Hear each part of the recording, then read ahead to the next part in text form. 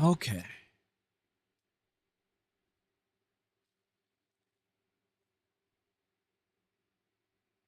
And we are live.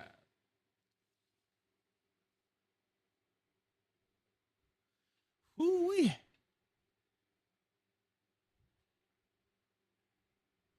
Okay. Good. Is everything up?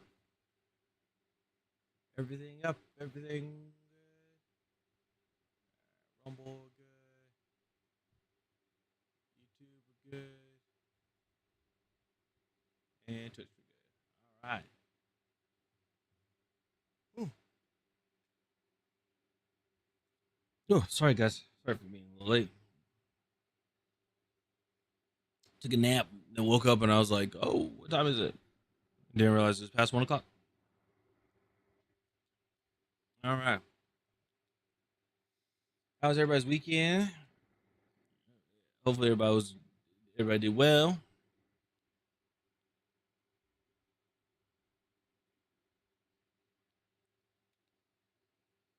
All right.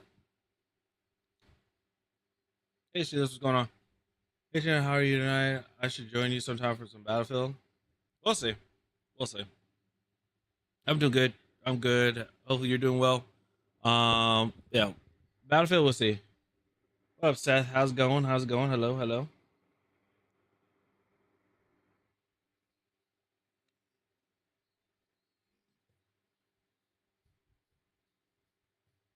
All right.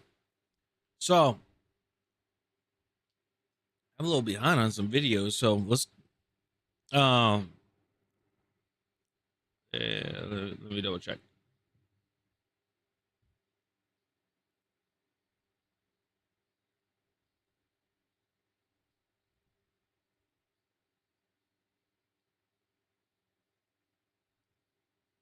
All right, delete that.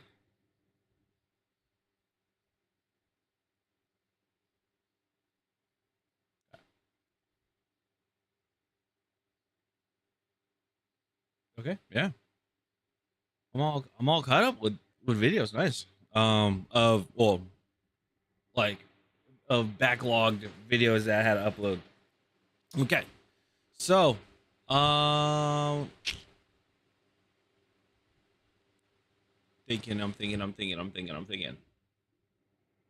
I know there's stuff that happened with PlayStation. PlayStation, they did prices increases and stuff like that. So I'm very curious about them. So I think we'll do that. I think we'll react to a video of that, just because I'm behind on that and be all caught up. So I think we'll do that, and after that we'll hop in. We'll work on the M39 Battlefield. Actually, two videos. So there's PlayStation, and then there's something with Naughty Dog, and I'm like, oh, okay. So, all right.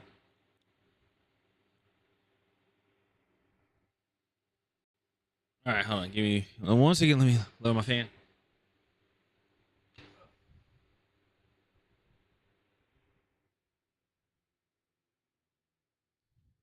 Okay. All right. Here we go. So. All right. Okay. Cool. All right. So we have Young Yeah here and stuff going on with PlayStation.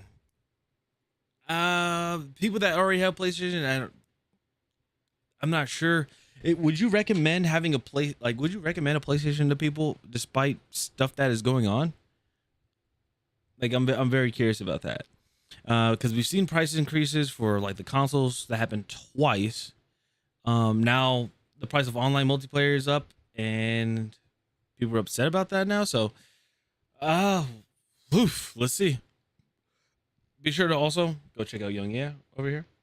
Check him out and subscribe to this guy. Okay. And also, if you guys do like this channel, make sure to drop a like over here. Subscribe to this channel too. All right, let's see. Let's get caught up to PlayStation. What's going on here with PlayStation? Oh, that is impacting prices in gaming, but there's only so much that excuse goes before you start to feel like these price increases are becoming excessive and stingy. And that is the case with the latest price increase from PlayStation, who are going to increase PlayStation Plus prices amidst all the other price increases that have already occurred. This is the tweet that PlayStation published recently. Quote, Okay, so this has already happened. Okay. It's crazy, but okay. starting May 20th, PlayStation Plus prices for new customers will increase in select regions. Due to ongoing market conditions, that's been the excuse for every price increase. Yeah. Prices will start at $11 for Price due to market conditions, tariffs, all that stuff. a 1-month subscription and $28 for a 3-month subscription. This price change does not apply to current subscribers, except in Turkey and India, unless the existing subscription changes or lapses. Now, of course, PlayStation is leaving out the specifics of what old prices versus new prices are like. That's just typical of these kinds of announcements because they don't want people to have a comparison point. Right. But to give you an idea, what we're looking at is essentially PlayStation Plus Essential increasing its price by $1 for the 1-month subscription. So from $10 to $11.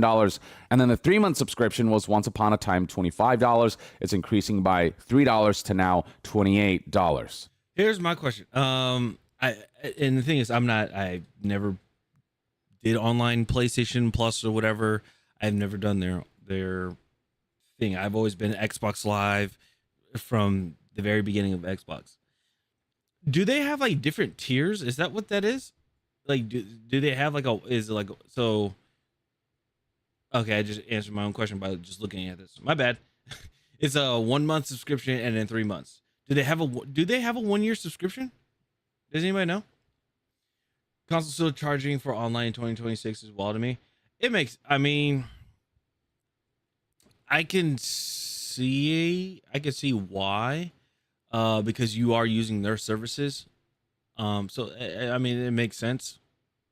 But then also back then it was like exclusivity and things like that as well.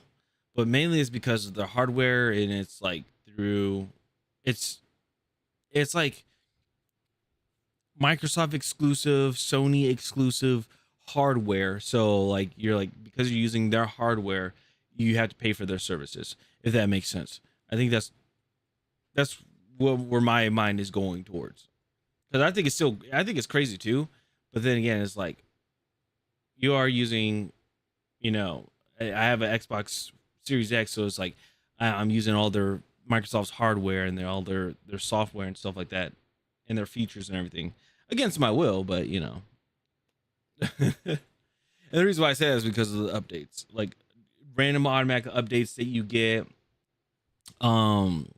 where you can't opt out of, or you can opt out of. But the thing is, you just won't be able to play online because you don't want to update your console. That's it. So yeah. All right. So there are two. So I answered my own question. Okay. So there are two, but maybe there's a third for a year, like how Xbox Live is. So I don't know. And PlayStation Plus Essential, for those who don't know, is the entry-level PlayStation Plus subscription that grants you some of the most basic features beyond monthly games. It's what gets you access to online multiplayer. Well, I want to say this. Okay, $10 for a month is kind of crazy. $25 for 3 months is crazy too. That is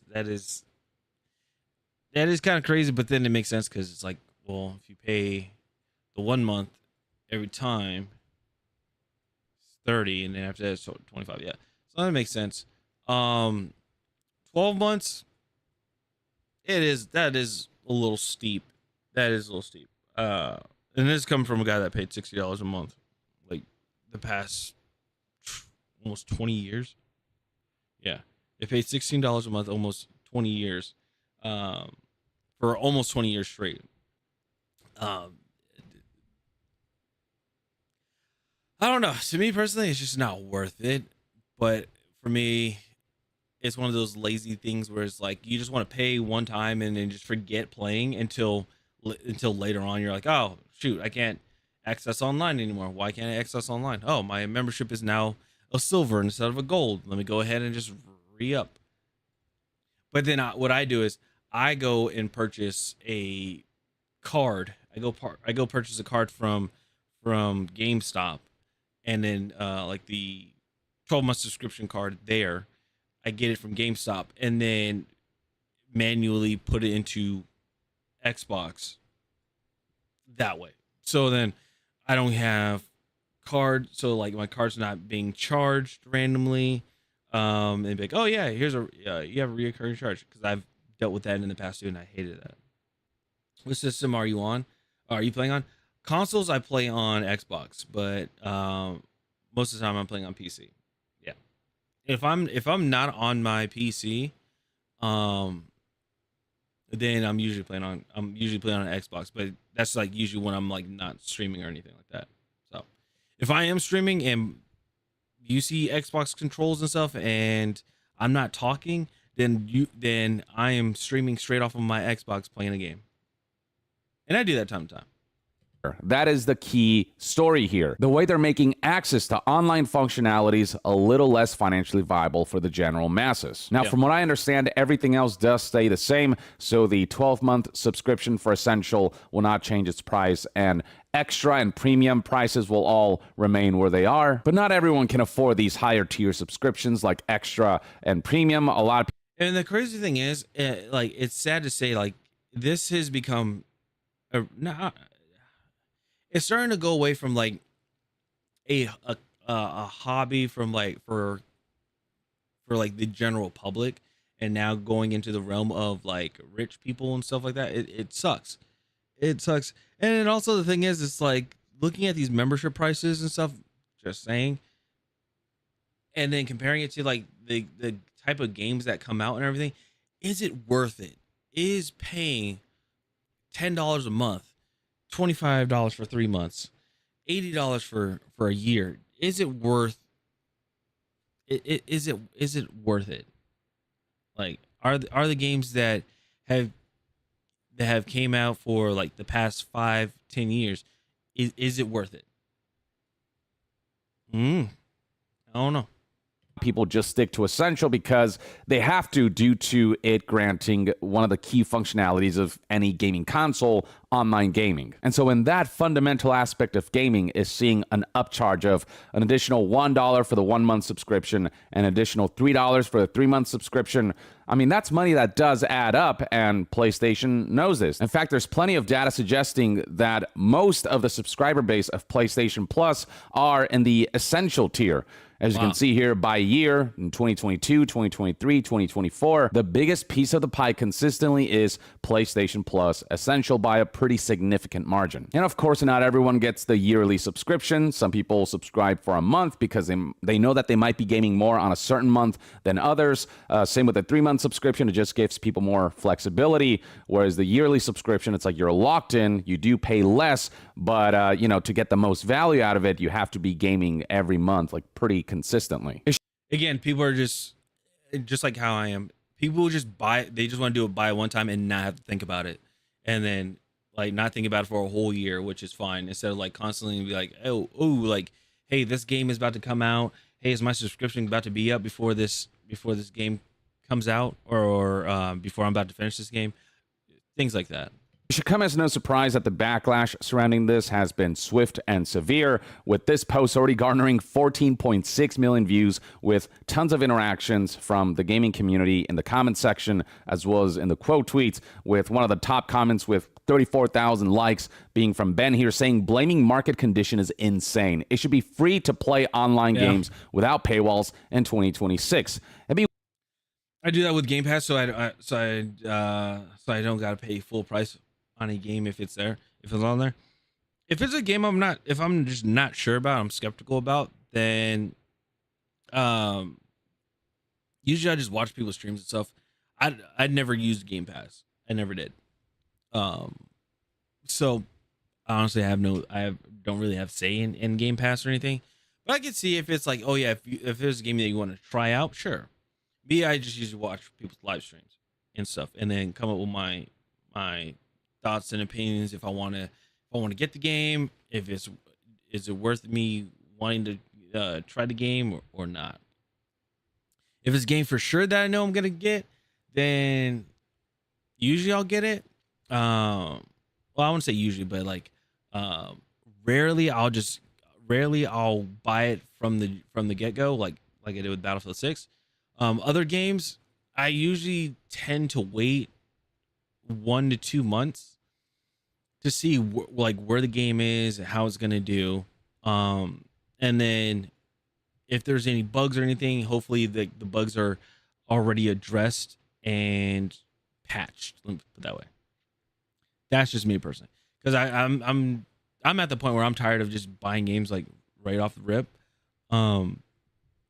That mainly it's just the multiplayer ones, but buying games that are like right off rip that are like super buggy, that are game breaking, that you cannot progress through because of a bug that hasn't been addressed, that shouldn't be in there at the end of its cycle. It should be addressed, ironed out, and everything during the development playtest stage and things like that. So one thing, if Essential was genuinely really optional and it didn't have the online functionality of the console paywall behind it, but the fact that you have to pay for PlayStation Plus Essential to engage with, live services, which are completely online, and with many games requiring online connections in order to access them, with more and more digital gaming products being...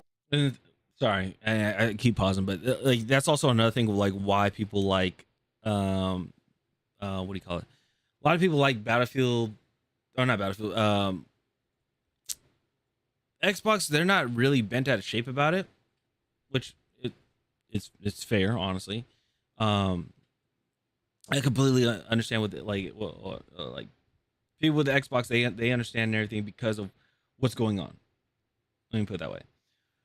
How would I say this? Because we've been doing it from the beginning. Now the difference is with Xbox is that we were paying for the online service for like playing it like Xbox Live Party Chat, but also they did have an offline component to the game that people could still enjoy. Whereas what he was just saying, everybody is like every game is required online. In order for you to play the game, you have to play online, so you have to pay for that extra, which I think it is pretty wild. It's pretty dumb. So anyway, sorry. Locked by online verification and the like.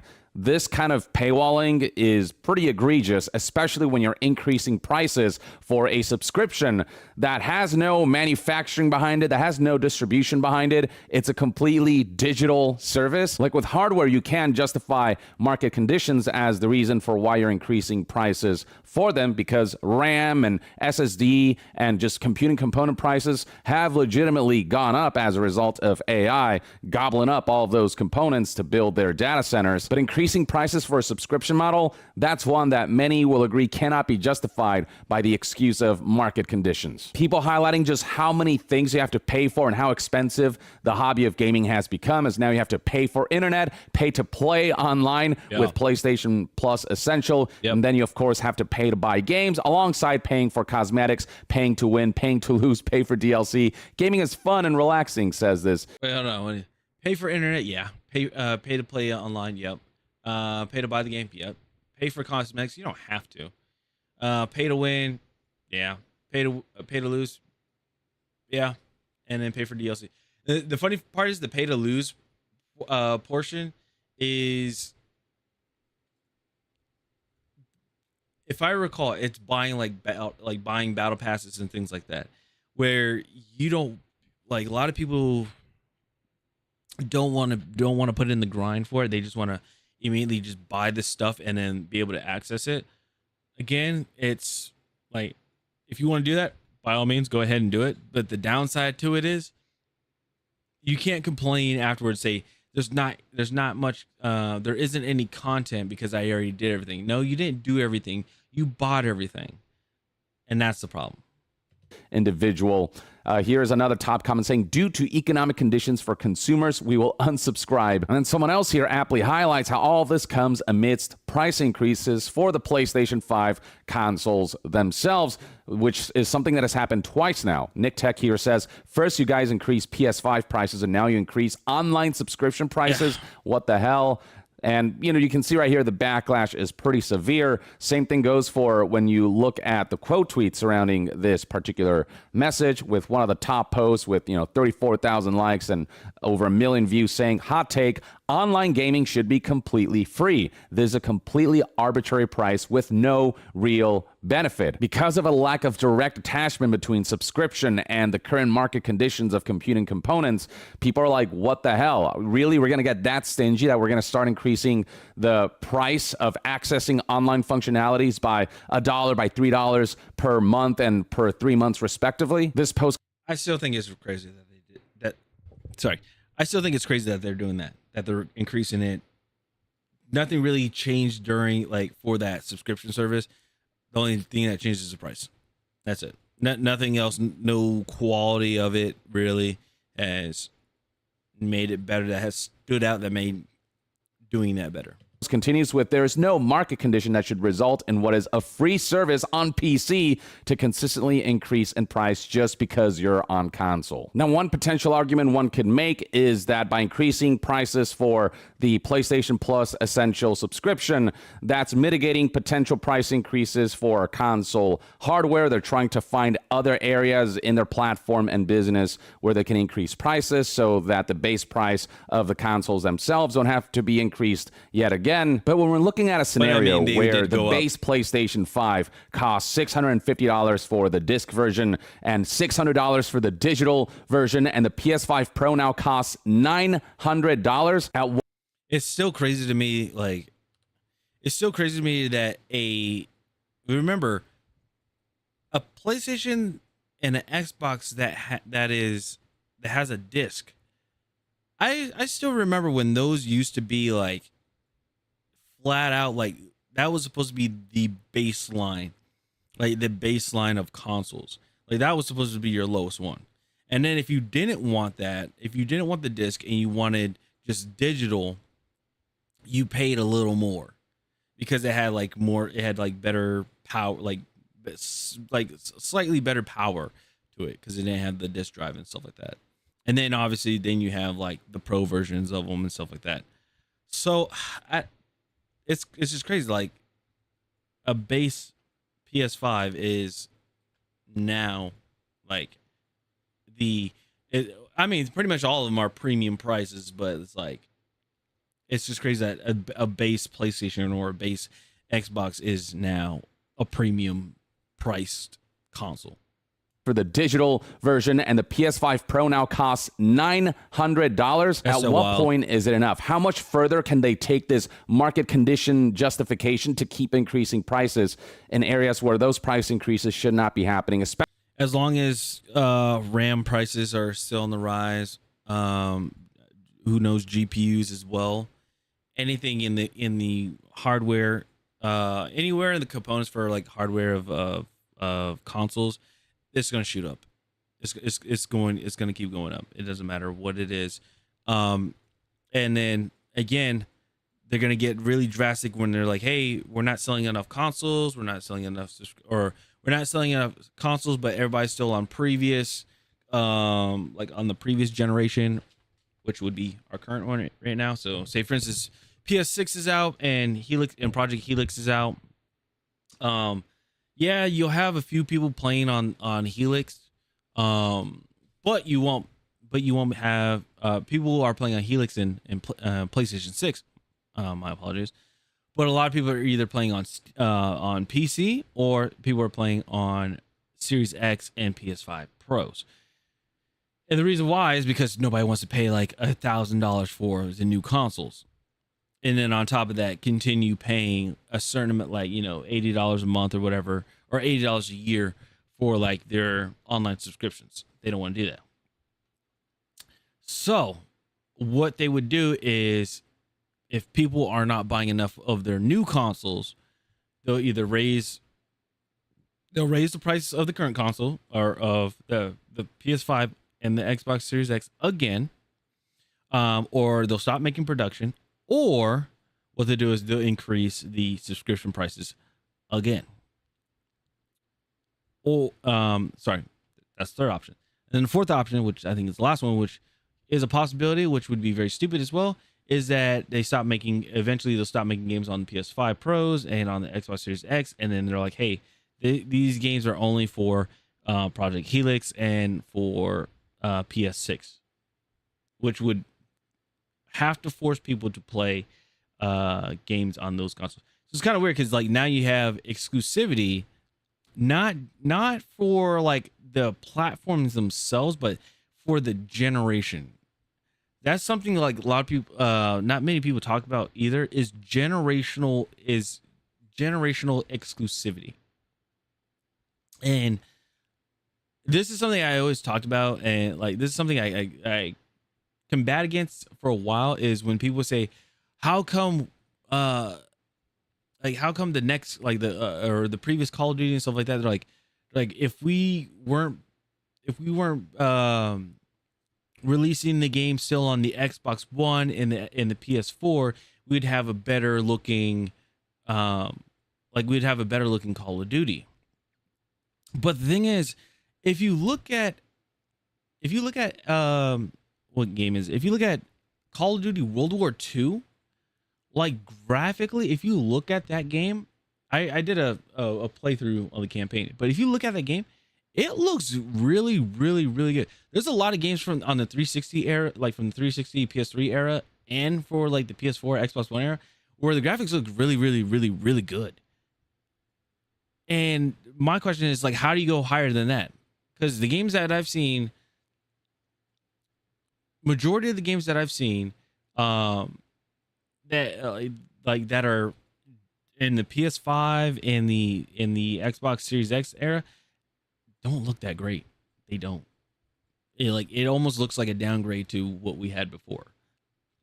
And I'm not sure. Maybe it's because there's not much of an maybe because it's the lack of optimizations. I don't know. But the quality of the games that we see now compared to a good amount of games in the 360 to Xbox One and PS3 to PS4 era, like, I'm just saying, like those games, the quality games in that era were way better. Anyway, I'm sorry. Just wanted to go on and rant a little bit about that. So yeah. Especially when it concerns a service that is paywalling just basic online features that should never be paywalled in the first place. I mean, once upon a time, the base Xbox always had it. PS5 with disc was $500 rather than $650. Yep. The PS5 digital edition was $450, and a PS5 Pro was $750 instead of $900. We're talking about an across the board $150 price increase. Yep. Insane when these console prices should be depreciating over time, as has been traditional prior to, of course, this generation of consoles, where this is happening for the first. And the prices are increasing because of what? Because now you're getting an updated console. Is that it? Is that pretty much what it is? Again, what people are going to do is they're just going to go to like their mom and pop shop. Hey, did somebody sell a PS5 Pro? Did somebody sell an Xbox Series X 2 terabyte or 1 terabyte? Oh, okay. How much you guys pay? Like, how much are you guys selling this for? Oh, selling it for $700. All right, it's still a little high, but okay, cool. I'll buy it. That's what they'll do. First time in gaming history. At what point do People consumers have to take the full brunt of the economic conditions, of market conditions, and not the companies themselves? Yeah, this is one scenario where market conditions is just not an excuse people are buying, with folks saying things like, imagine paying to play online, or, here's another top comment saying, market conditions, bitch, it's a digital service. And all of this comes amidst Xbox lowering their subscription prices for Game Pass. Recall that back in April of 2026, Yep. Ashish Sharma announced that Game Pass Ultimate would drop from $30 a month, which was a ridiculous new price point, to $23 a month, and PC Game Pass will drop from $1,650 a month to $14 a month. Now, it's not a drastic change, but you are saving a good amount of money in your pocket. Let's put it that way.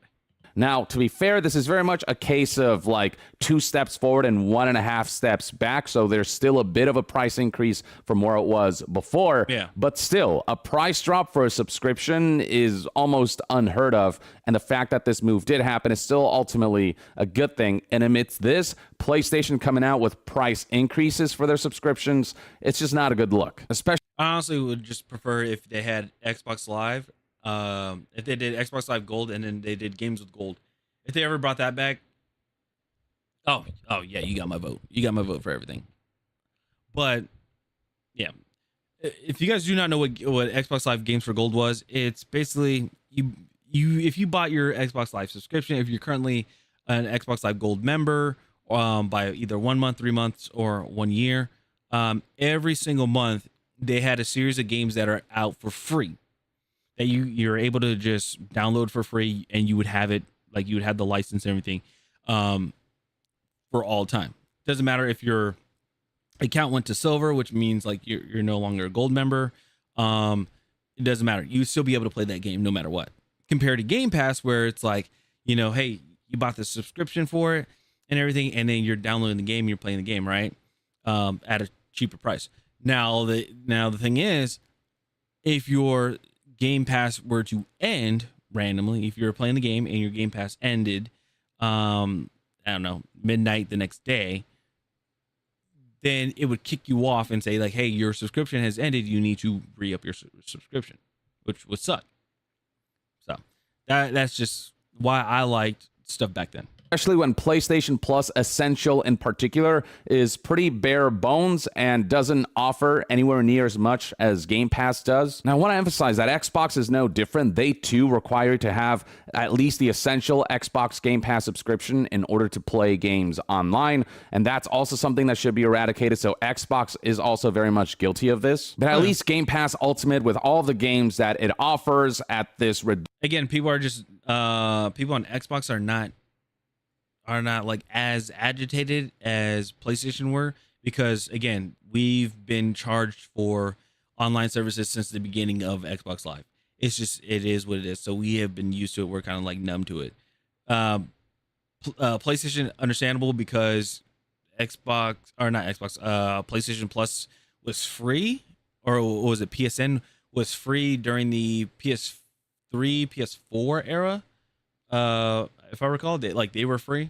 So reduced price point, it feels more justifiable, whereas taking the entry point of PlayStation Plus and increasing prices there, knowing that the majority of people are partaking in that subscription model amidst the current economic conditions, amidst current market conditions that are not only impacting businesses, it's impacting consumers as well. Yep. To increase prices for the majority of your subscription base, again, just really, really awful look. And all... Yeah, I'm gonna say this hot take, right? Hot take.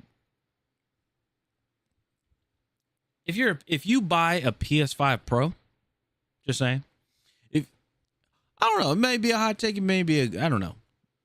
Take it how you want to. But if you spend $900 buying a PS5 Pro, or if you spend, I don't know how much, whatever the price is for an Xbox Series X 2 terabyte, right?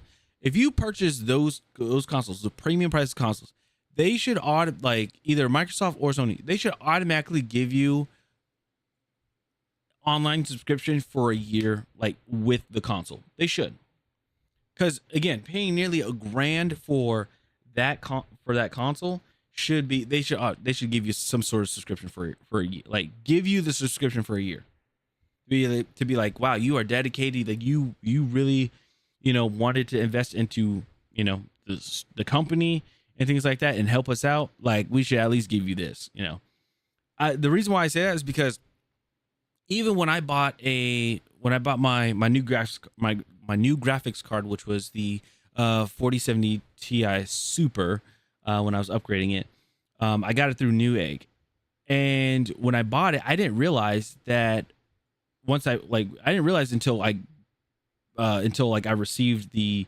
GPU, that I got a free game key to Indiana Jones in the latest Indiana Jones games. I was about to say in the Hidden Circle, the Full Circle, something like that. You guys know the latest Indiana Jones games. I had a game key for that, and I was like, oh wow, I didn't even know that. So just saying, like, something like that, they should do. They should be like, yeah, you pay $900 for a system. First of all, you're out of your mind. And second of all, you deserve a yearly subscription on us because of that. Should be.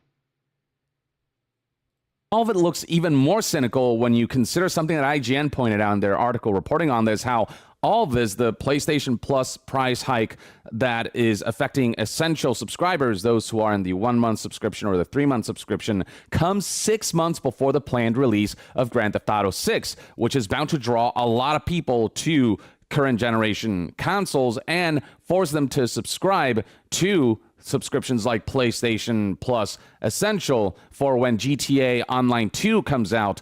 And that's probably a big part of the plan. An extra $1 for the 1 month subscription, an extra $3 for the 3 month subscription. When you take into account the overall user base, as well as the new user base that they'll garner from GTA 6's online release, like that adds up to quite a bit of money. And that's where Sony and PlayStation's strategy is at, to try to, make some profits out of current market conditions. But there comes a point where even under current market conditions, like enough is enough. You've already increased your console prices twice, and the stinginess of increasing subscription prices in this day and age for consumers who are also going through it under current market conditions, and it being a subscription that paywalls some of the most essential features in gaming that should not be paywalled, all of it just, that adds that insult to injury. So yeah, people...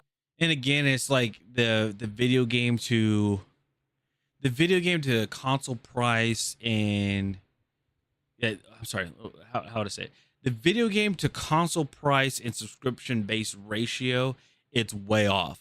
Like any like Sony exclusive titles or anything like that, like does it equate to that price? I already said it earlier. I asked this earlier, but does it equate to buying a older console that's like almost double the price, right?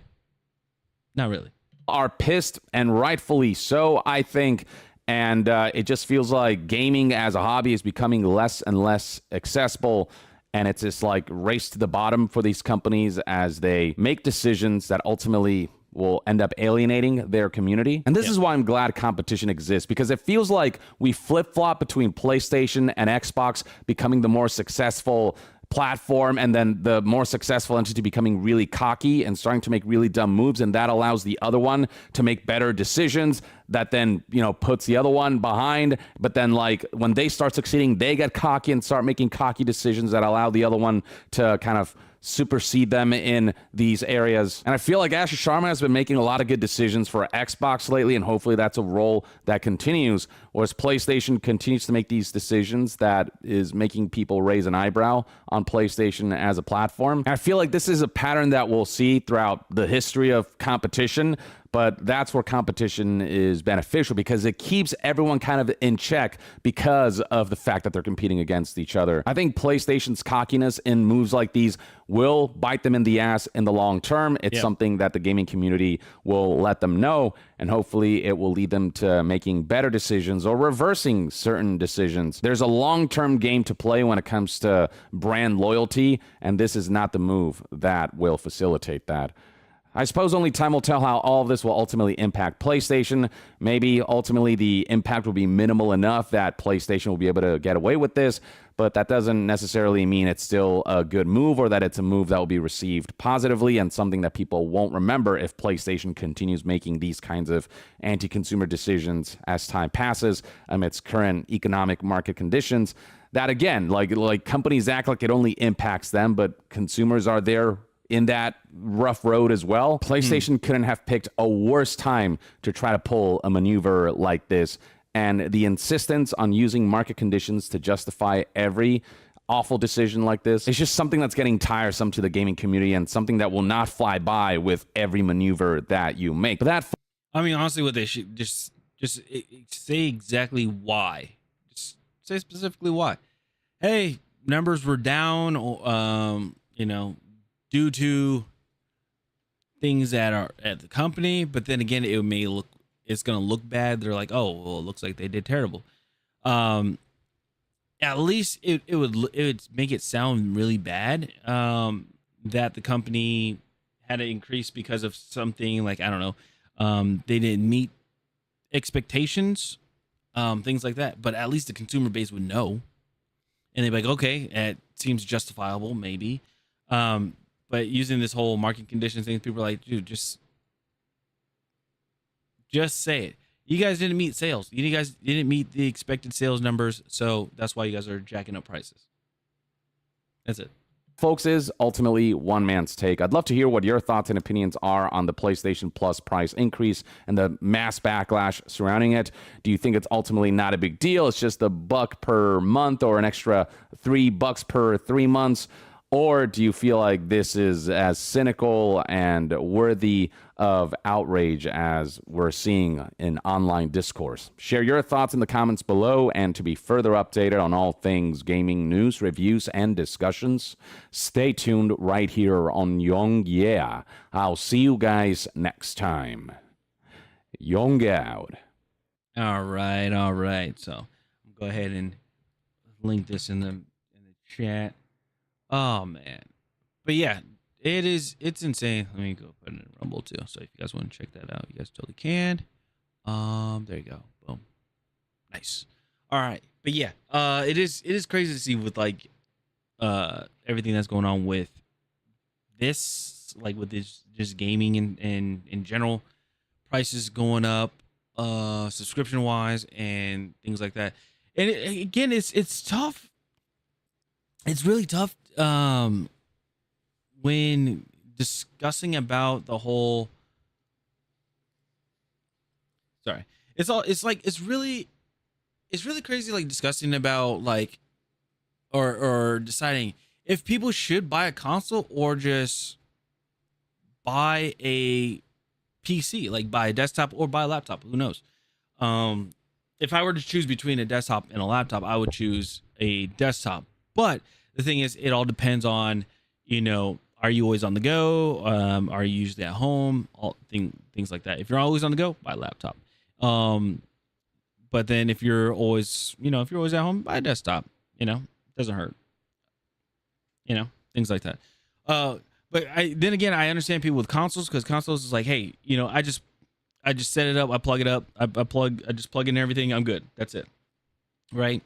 If people want to stream, they can just immediately go to they can just go over to the setting on Xbox, go over to a setting, hit broadcast, you set your title and everything, and then link your Twitch account to your Xbox and be like, boom, you're done.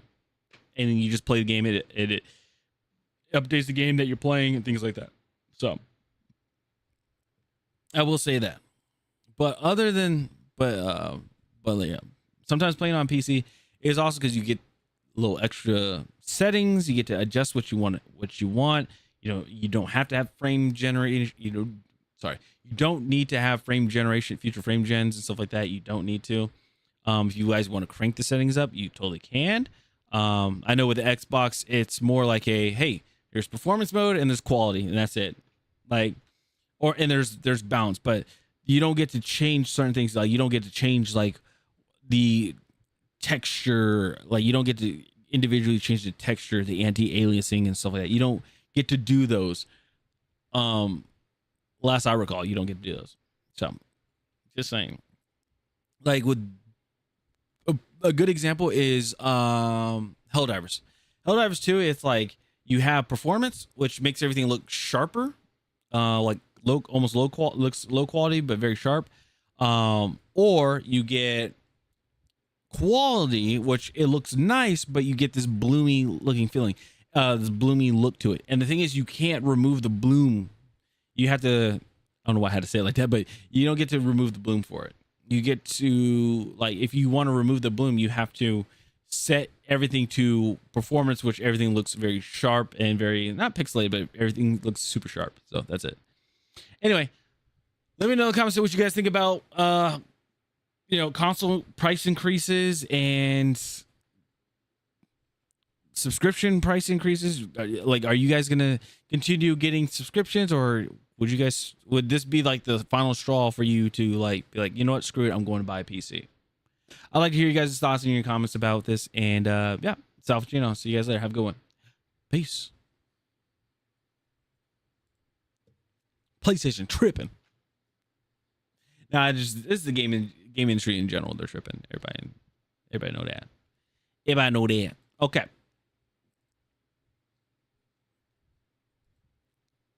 Let's do one more.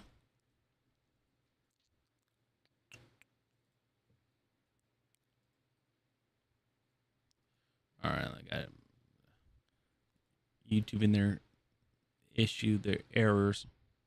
It's weird. Come on. There you go. Okay. All right. This one's gonna be a very interesting. I'm wondering. Okay, so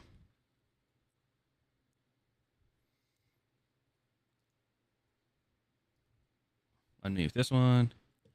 All right. All right. So Naughty Dog is issues going on with Naughty Dog. We already know issues going on with Sony, with Bungie and Destiny, which I got to do a full on video on. I just need to put everything together, like all the sources and everything, put it all together, and then just and talk about it that way. I could just overall, people are pissed off about Destiny 2 ending because of Sony and Bungie. They're like, hey, we going to continue with Marathon. We're not going to continue with Destiny 2. We're going to stop doing updates for it, and things of that nature. People are upset, rightfully so. People are upset about it. But here's the thing.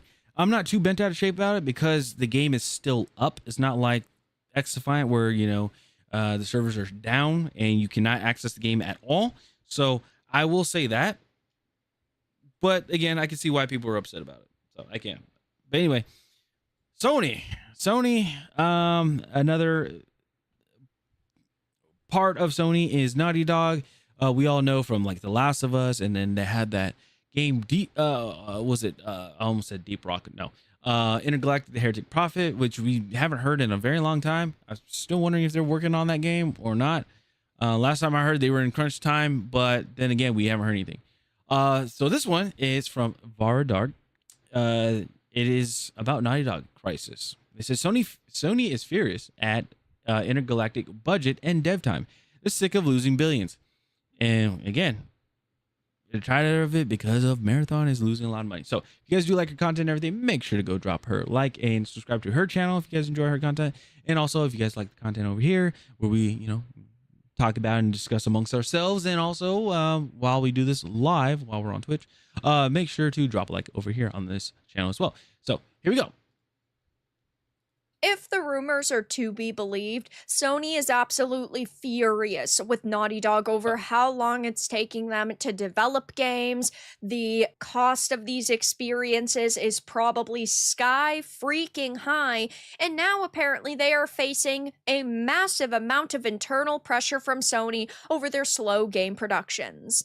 I have a few different things to show off, but before I get into the topic, if you enjoy the content I create, check out the links in the description, join the community in my live streams, and consider supporting through Patreon or YouTube memberships. Now, Naughty Dog is a studio that has had a lot of problems over the past couple of years. Their last big release, The Last of Us Part 2, faced a large amount of backlash, and if they were to release A Last of Us Part 3, yes, I do think that it would sell a few copies, but I definitely don't think it would sell as many as Part 2. The reason 2 sold so much was because people loved Part 1. People were big fans of this, and what I've heard is people loved it because of the character development that you grew with Joel. Like at first you're like, it's Joel, whatever. But then like by the end of Last of Us Part 1, you're like, okay, I'm liking this guy. Like, okay, he's really cool and everything like that. Okay, I understand. And then Part 2 just completely slaps you in the face with it. And then also with Naughty Dog's issue is that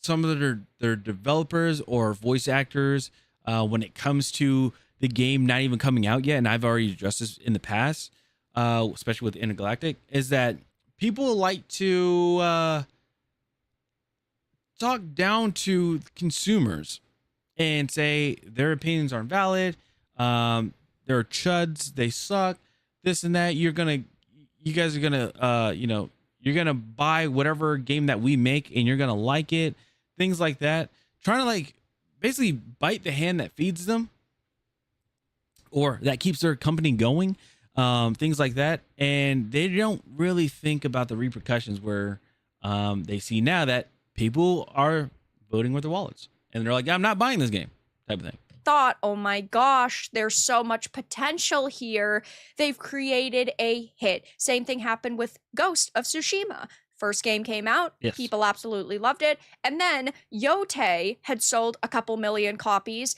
because people expected it to be that high quality storytelling and just that level of passion was going to be put into it. Yep. And that didn't really happen. And so if they came out with a Ghost Part 3 or a Last of Us Part 3, would be some massive problems with those sales-wise. Though, Naughty Dog is working now on Intergalactic, the Heretic Prophet, a game It's been out for 2 years. that has already faced backlash because the lead actress is a massive activist, and Neil Druckmann has gone on and on and on over the years about toxic gamers. And so those two things alone definitely make people take a step back and say, well, I'm going to wait to hear more about this before I get excited or decide if I want to monetarily support them.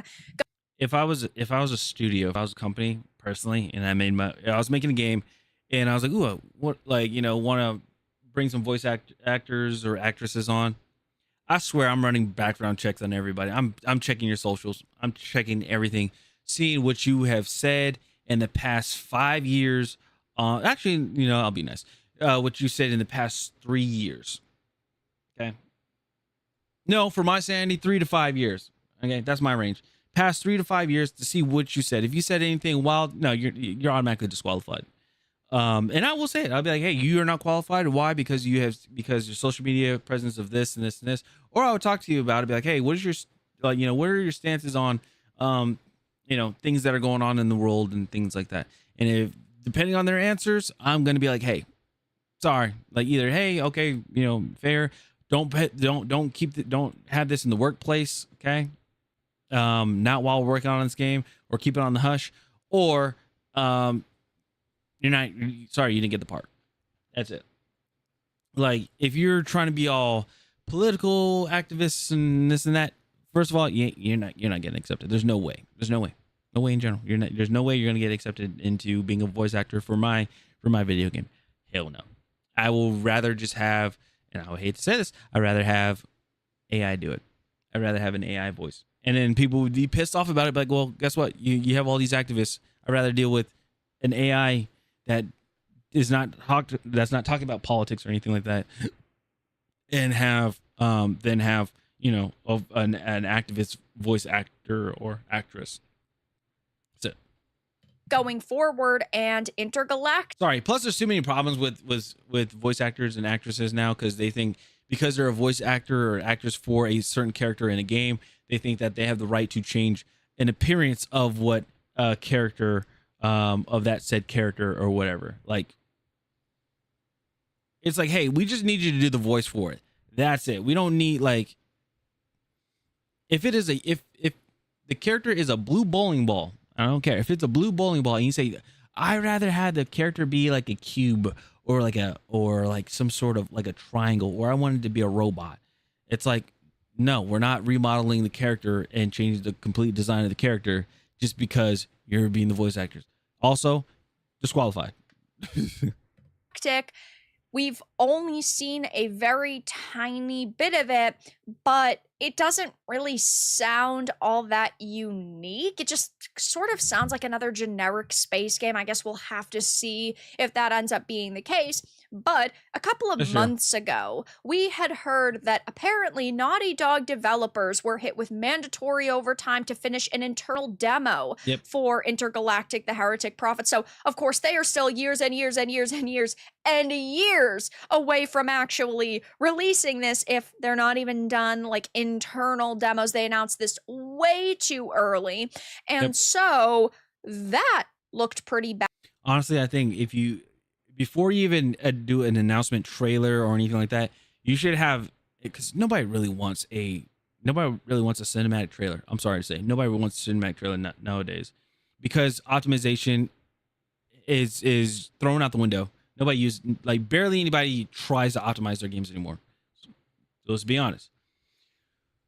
What they need to do now, the standard should be, You need to have a playable demo, like a playable demo that you can show off as a trailer for like Summer's Game Fest or anything like that. That should be eligible.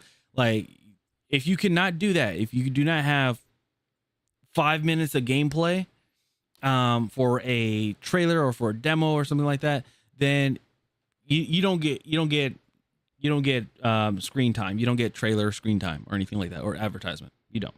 Bad, because Sony is sick of the shit. Sony is sick of putting hundreds of millions of dollars into games that are coming out and that are failing. They wasted $3.6 billion on Bungie. Destiny 2 is now going to be dead, and Marathon has flopped.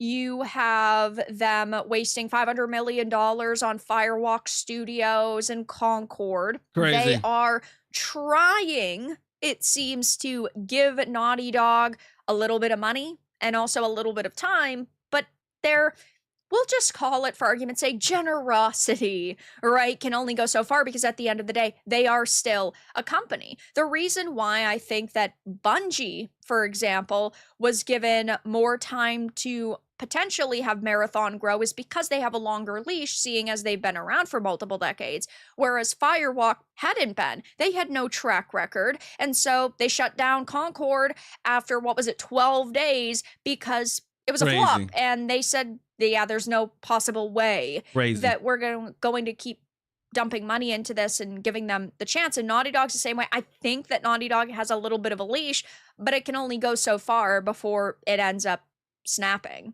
You know what really I'm just gonna say it, fuck it.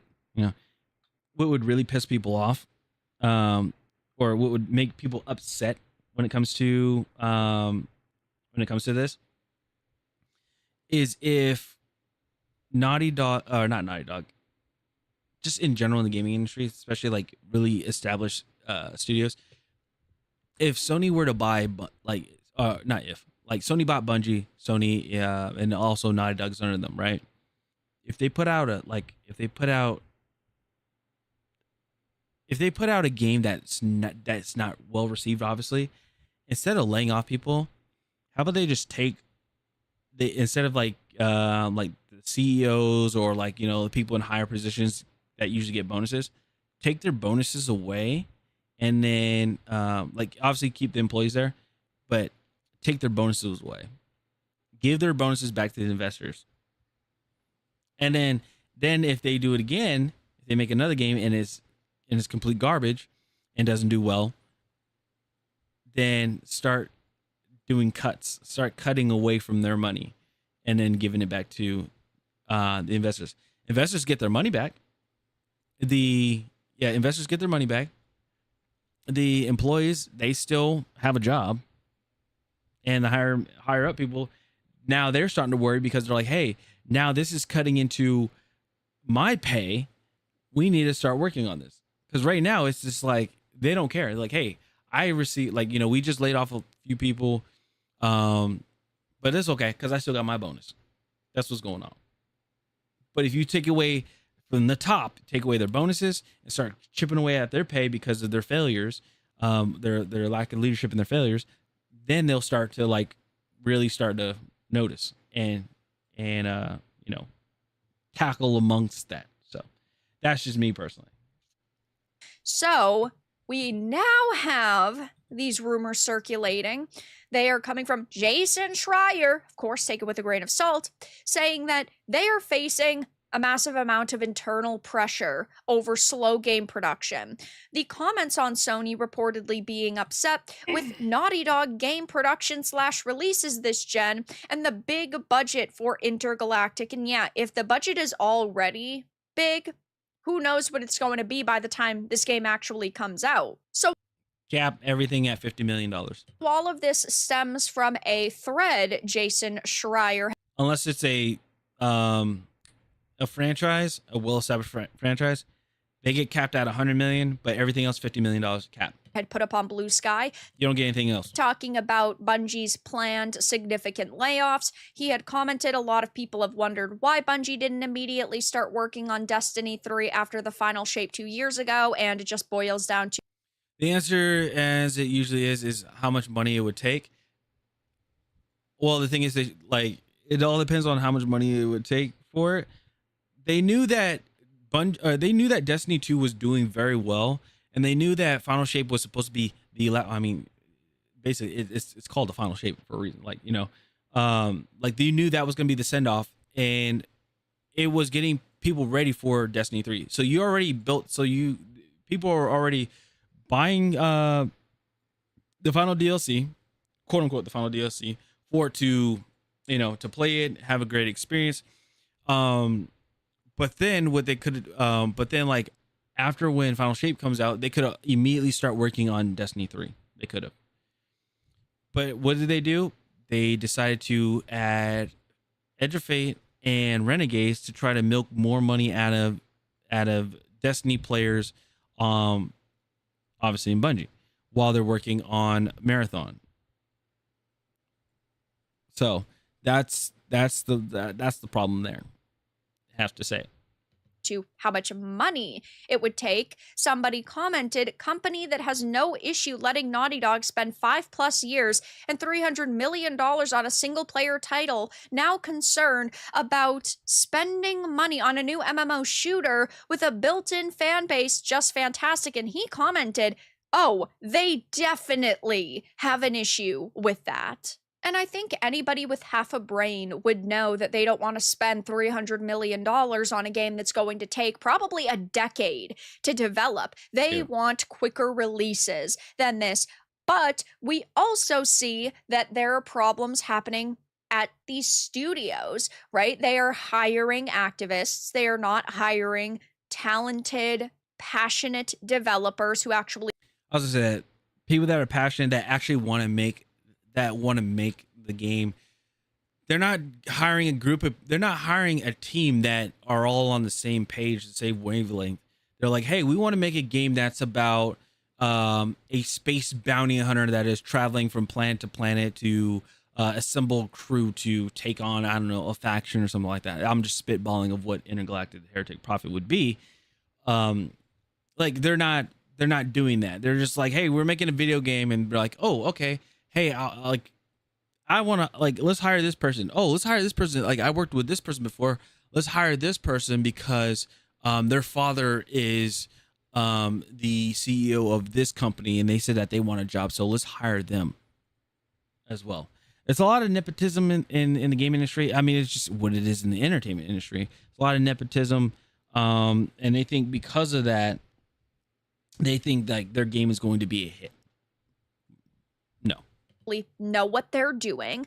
And so when their backs are against the wall and they're backed into a corner and they're told you have to get things done, and well, we hear that there's things like mandatory overtime happening at the studio. It ends up with Sony probably just saying, okay, we saw what we need to see, keep on going, but then they ask for more money.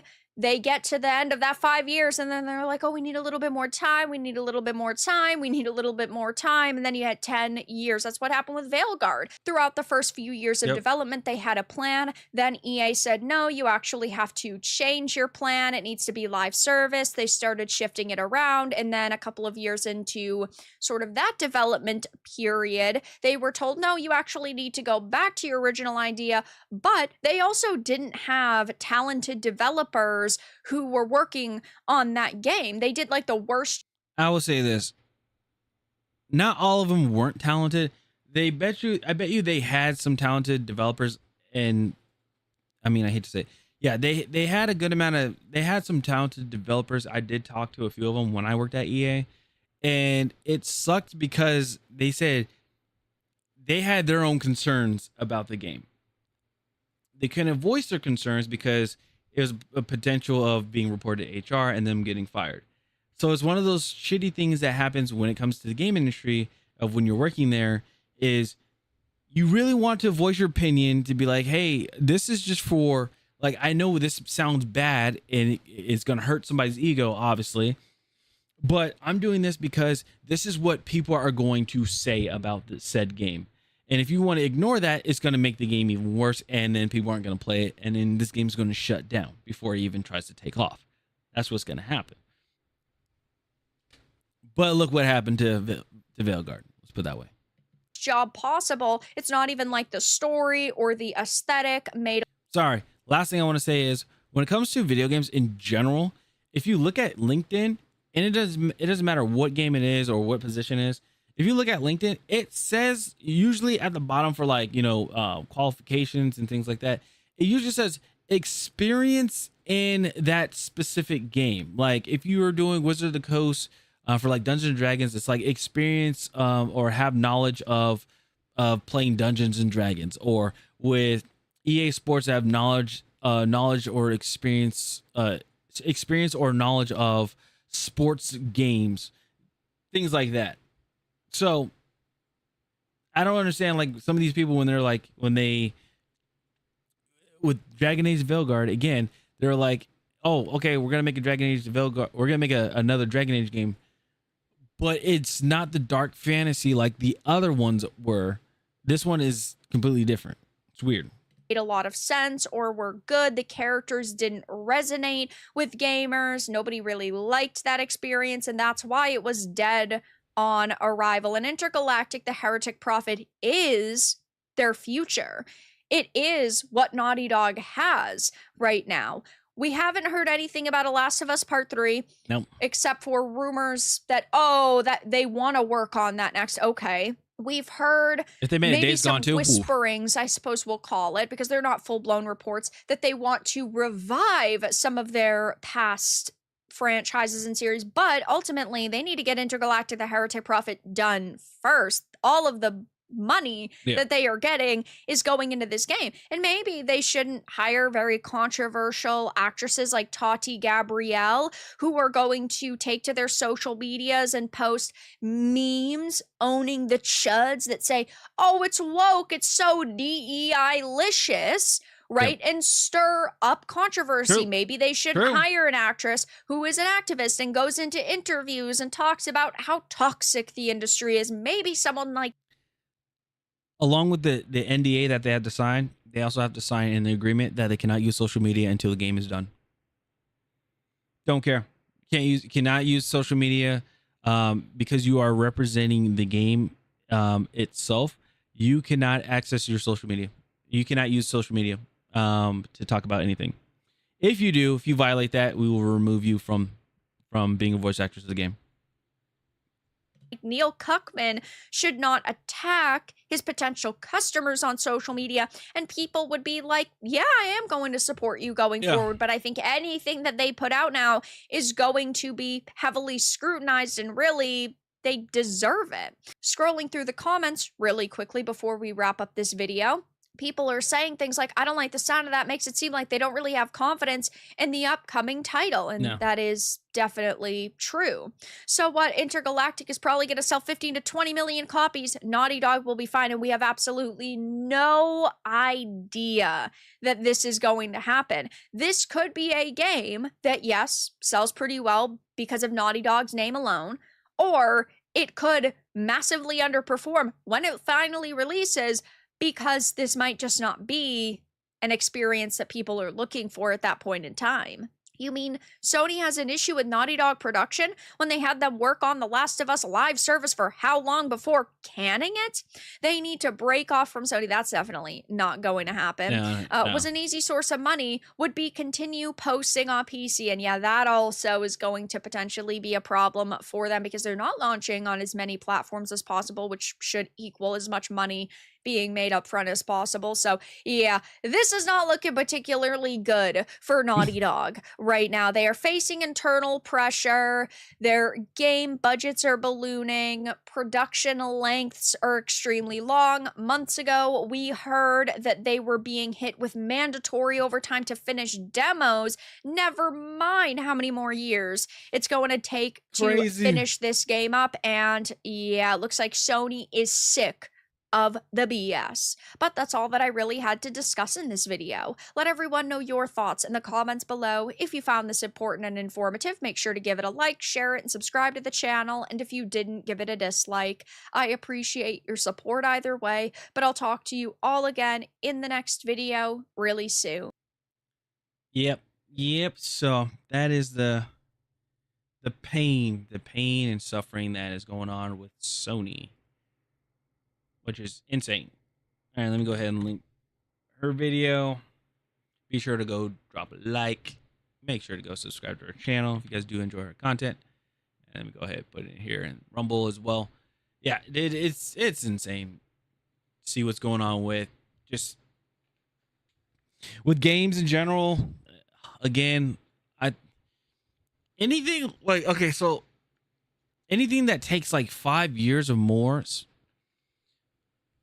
like there shouldn't be any, let me put it this way, there shouldn't be any bugs. Shouldn't be any bugs or any issues like that. Anything game breaking should not be in the game. It shouldn't. And then the amount of people that work at these places, let me see. Naughty Dog.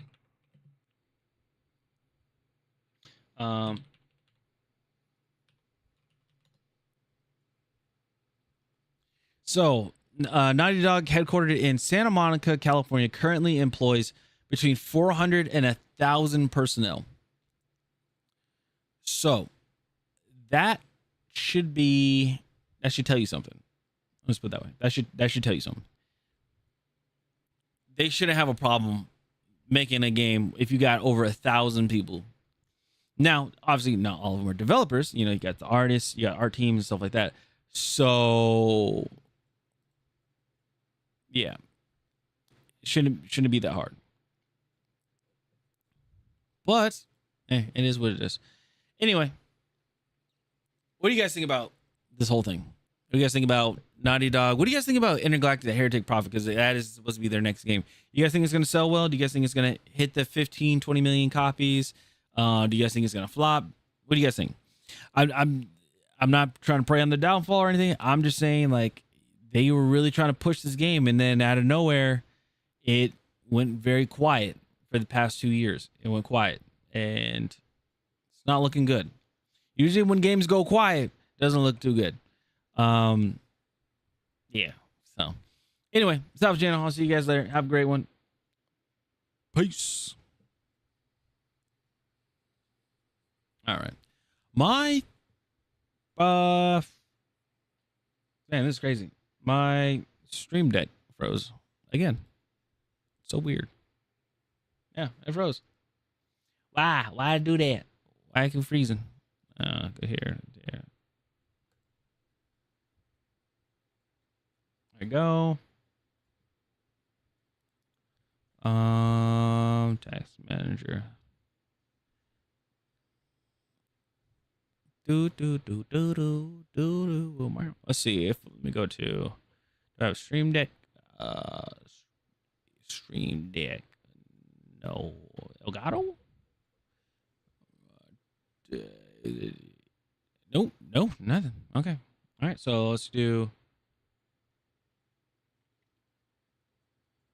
Oh wait, hold on.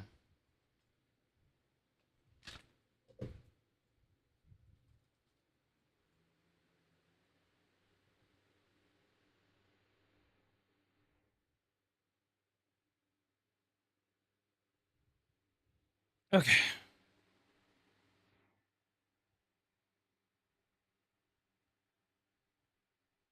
What up, Q? Alpha likes girls, thus has cuties.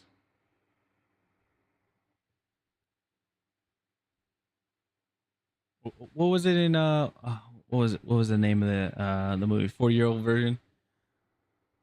I love him so much I stay away from him.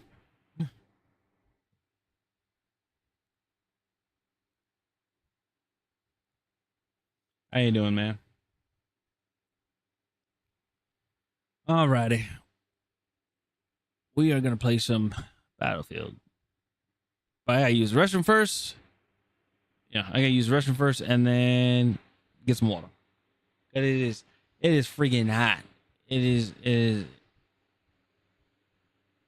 60% humidity in my room. Just got home from a tournament. Nice. Did you win? How much did you take home? How much? What's the earnings at? 20 grand? 30 grand? Where are we at? What are we talking about? What's the numbers? $0. I'm not winning. You better start training. Better start training. You better hit up. You better hit. Not with Sonic Fox playing my game. No, you better hit up. What's his name? You better hit up Maximilian, dude. You better hit him up. Better hit him up and say, hey, you know, Max is miss. I don't know. I don't know anybody else that are like fighters that are like streamer fighters. I don't know. I was gonna say Lunchbox or what's his name? Is it Lunchbox? Box? Not Box, not Lunchbox. Another dude. I can't remember. Oh gosh, I can't remember his name. Hold on. Hungry Box. Yeah, I was like, it's something Box. Hungry Box. Yeah, I guess him. Yeah, hit him up. Be like, hey, can you help me? Train me. And no, he is Smash only. Well, okay. Well, you got to figure out something. You go to these events, talk to the people, and just be like, yo, what's like? How do you do this and stuff like that? Like, I don't know, something.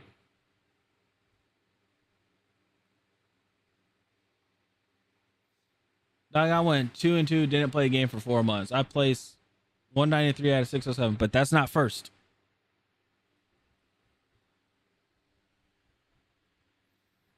At least you win, but I mean, it ain't first.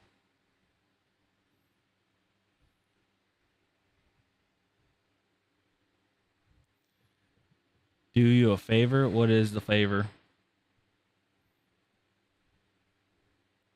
Look up Sonic Fox as a player. All right, hold on.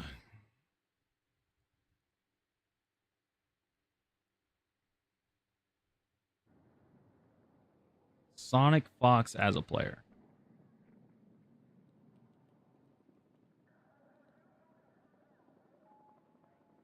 Okay. What about him? He's 28 years old. And look at his wins.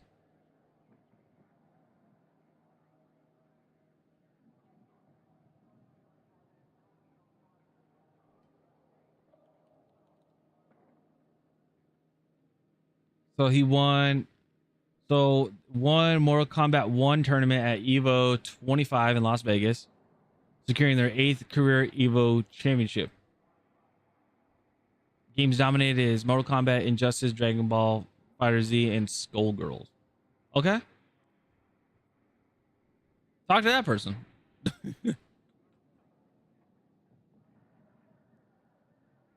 Over their career, they won approximately 888,166. That's a very interesting number.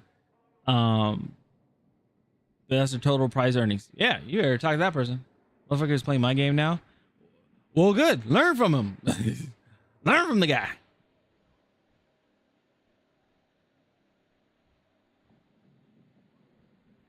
Shit, I play Battlefield and I get my ass whooped by everybody. I get my ass whooped by everybody. But I try to talk to content creators and stuff and try to learn from them. Like, yo, you know, how do you move like this? I'm trying to get away from like the whole like, damn, like I want to say like there are some people that like there are legit people that are cheating. I understand that. I will say that. But I'm trying to get out of that realm and just be like, okay, this person has a pretty damn good gun, or I'm constantly getting killed by this person.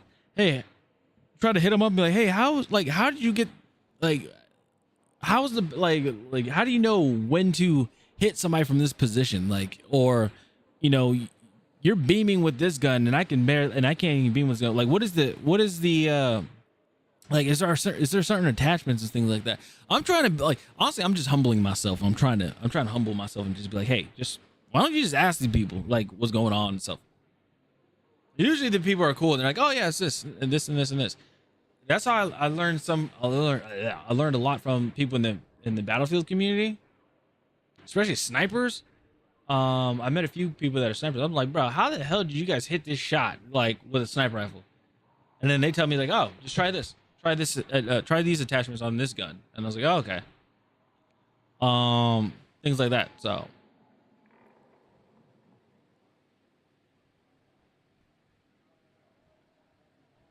let's see here.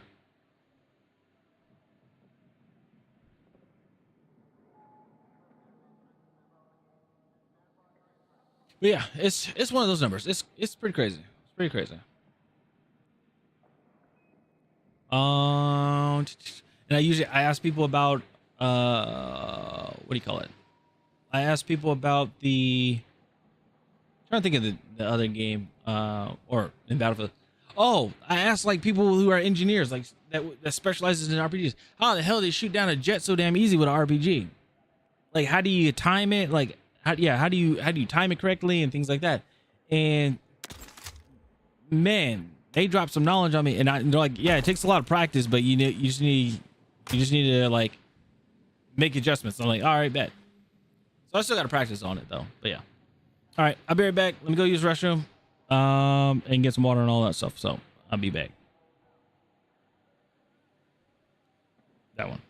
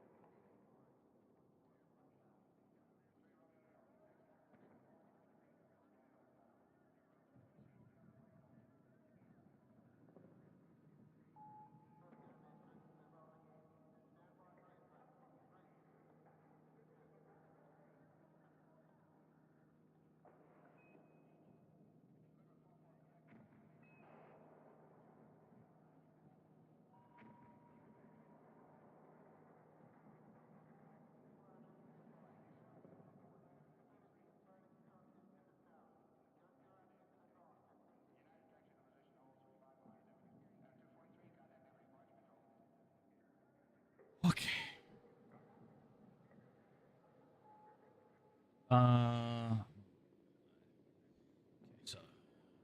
we are back. Let's go ahead. Play some Breakthrough.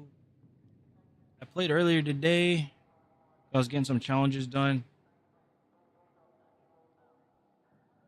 And damn.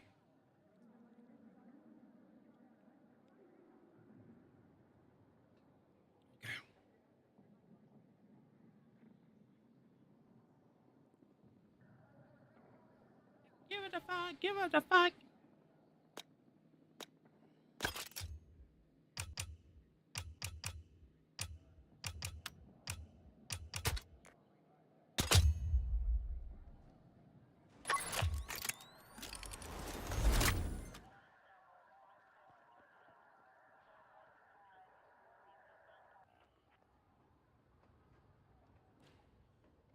Oh. Throw away the Goldman. Oh, there we go.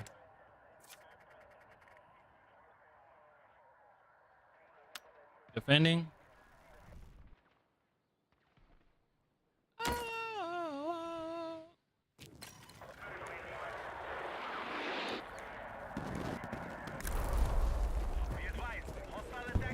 Excuse me.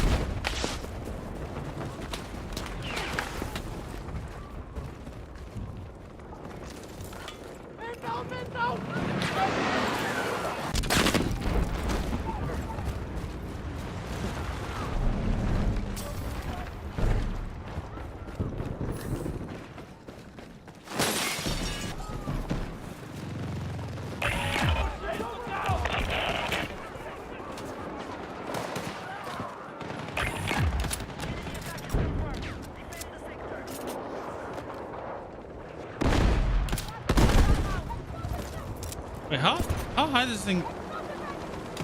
Ah, damn it.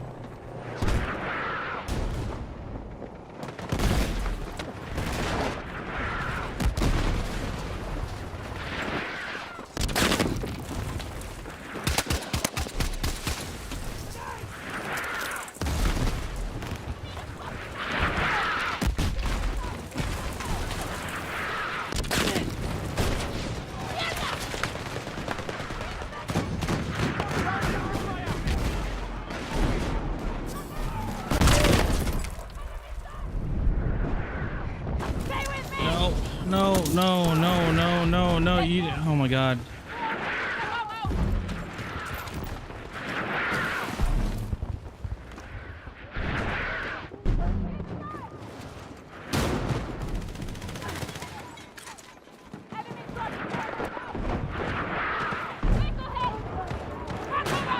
I swear, like, it's so annoying to see,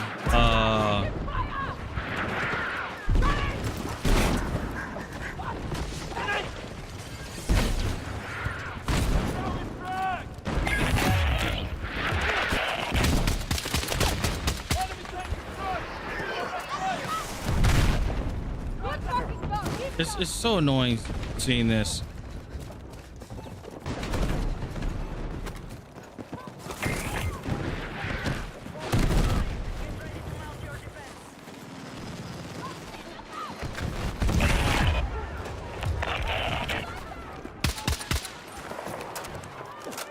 Damn, pea shooter.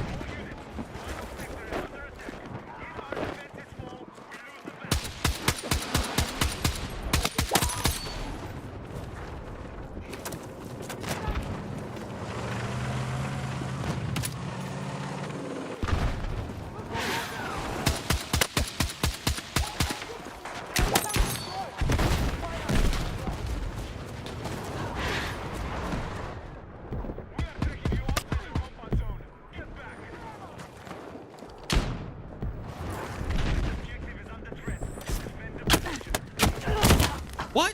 2 shots?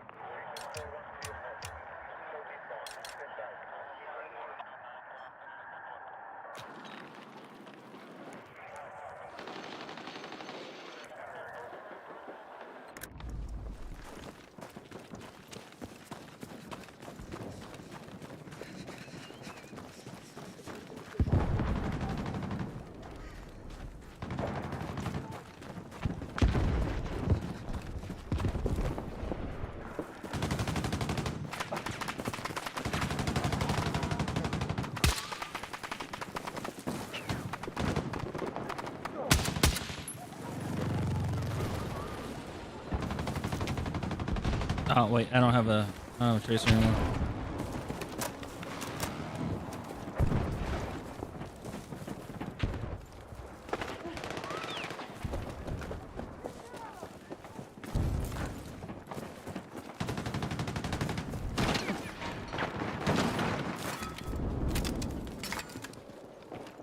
Explosive ready!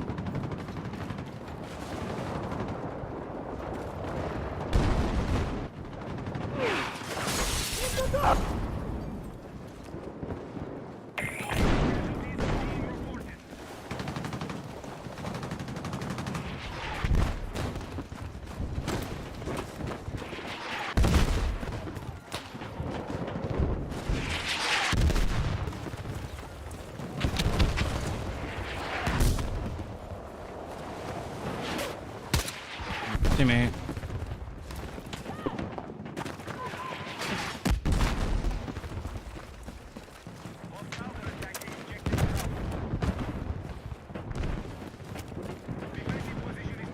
What's the light pole?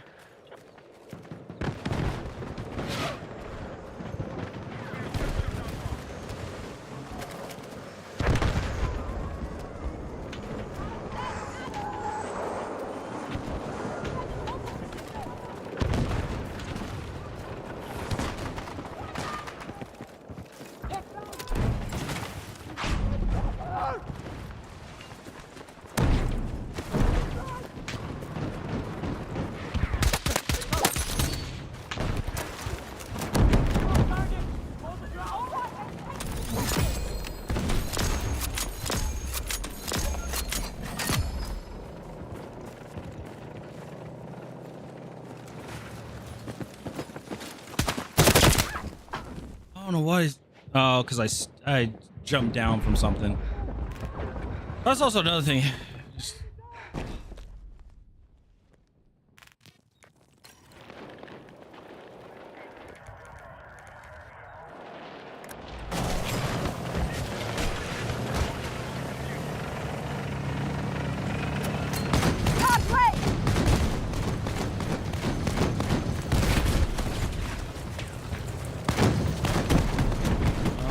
Can't help you with that.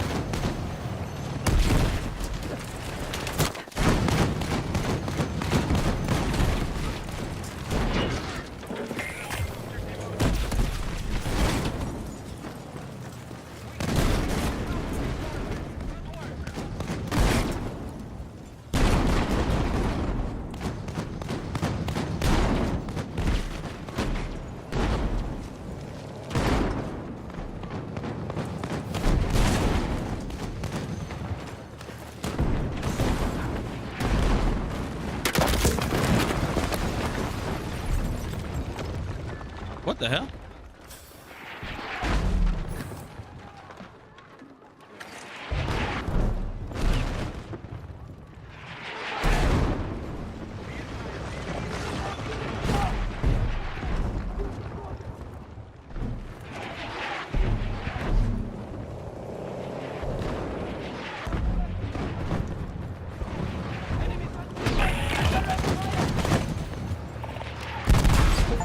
$25. I got an achievement.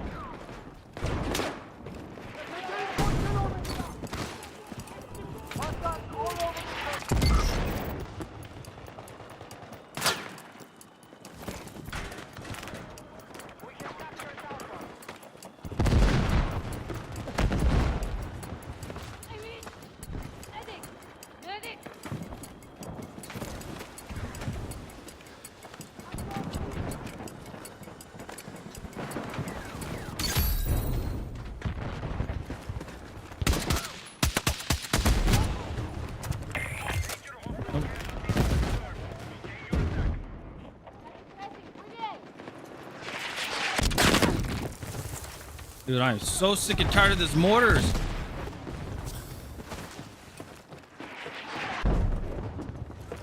Every freaking time.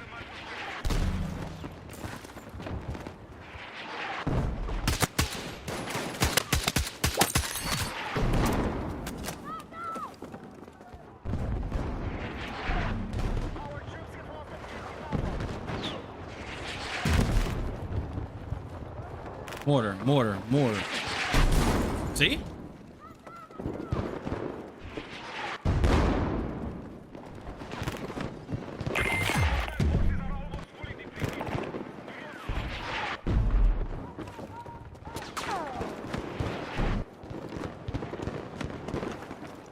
Get a rocket on it!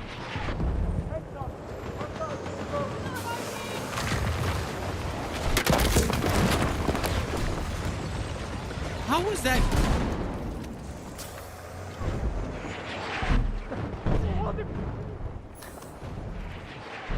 I'm trying to figure out how that hurts me. That's what I don't get.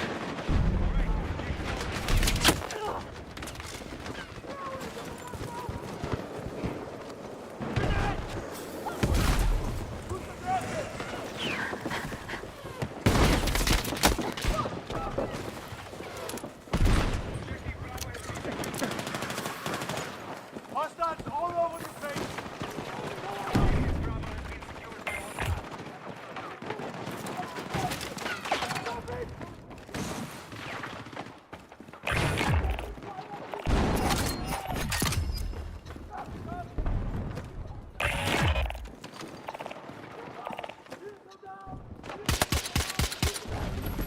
Wait, securing down.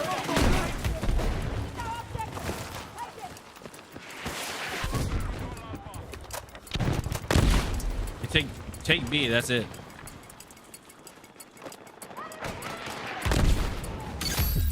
There you go. Dude, I'm so sick and tired of the mortars.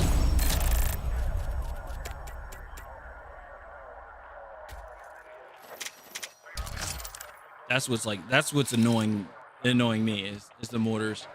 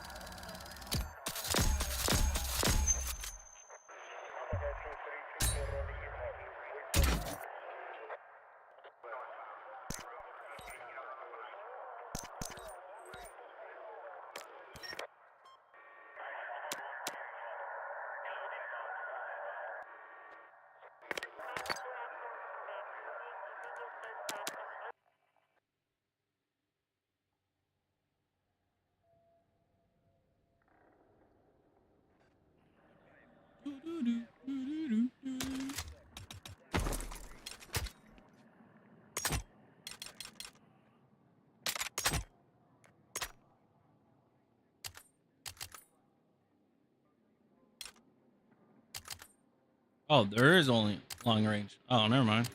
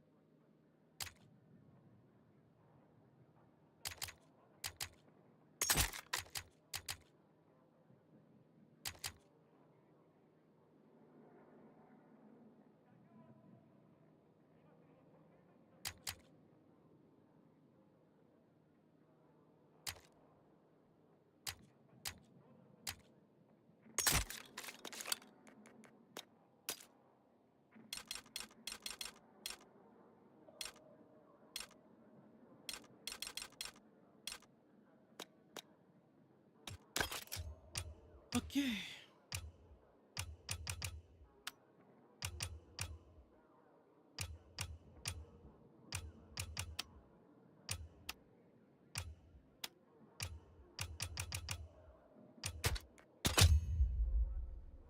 If I don't really care if people burn.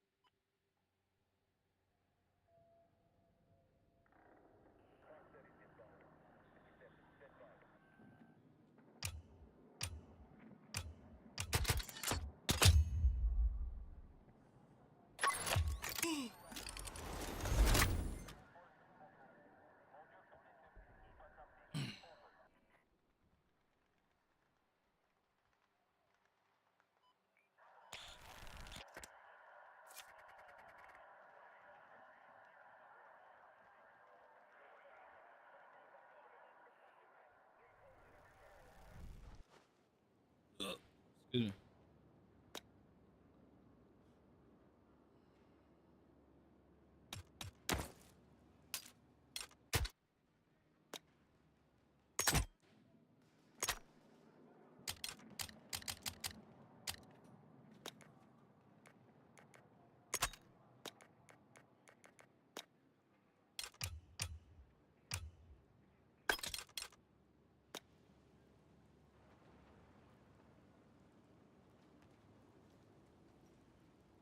Bam, bam, bam, bam, bam. Oh, wow, wow, wow, wow, wow, wow.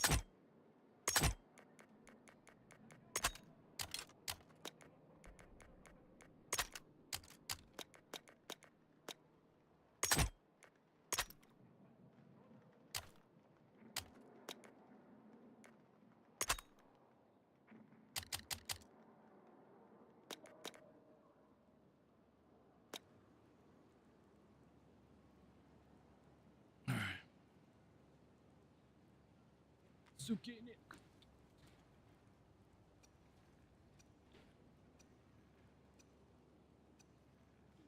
Ba-da-ba-da-ba-da-ba.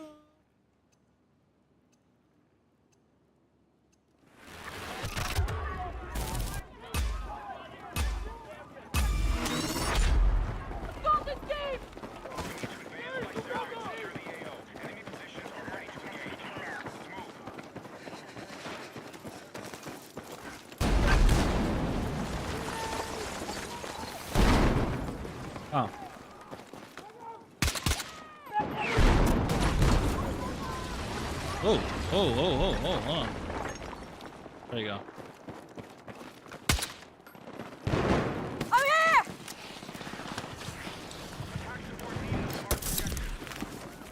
Come on! Lifesaver!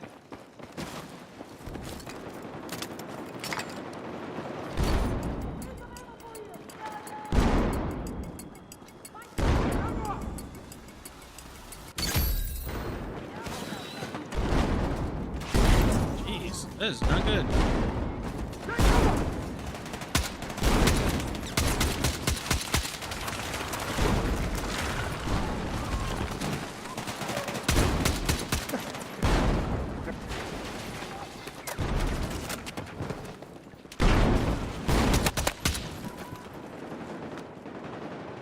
The hell is going on with my?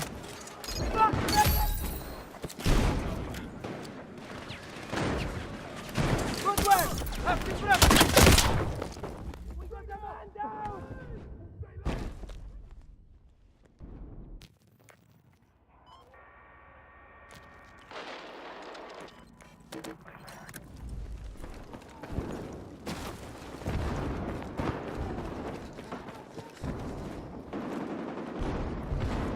We have secured Alpha.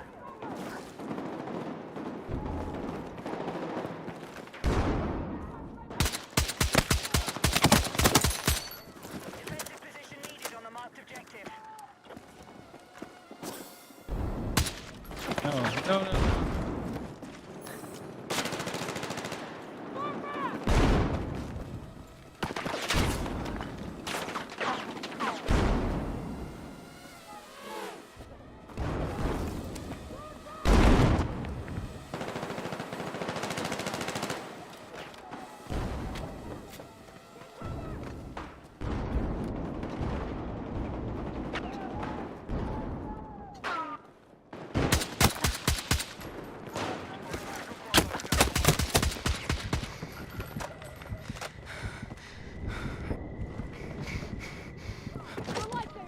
Yo, I am lagging like a motherfucker.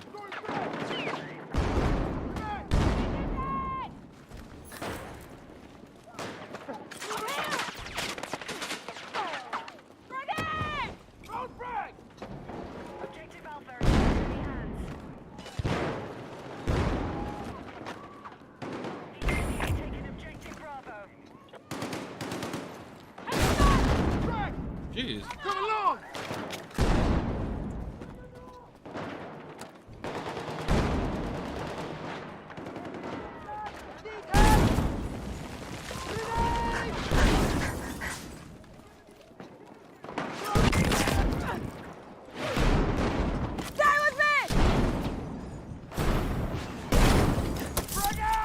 I owe you one! Let's go!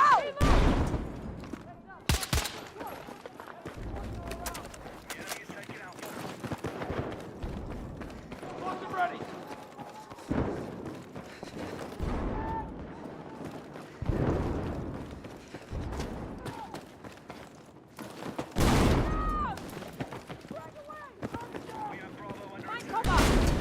Here's spare ammo.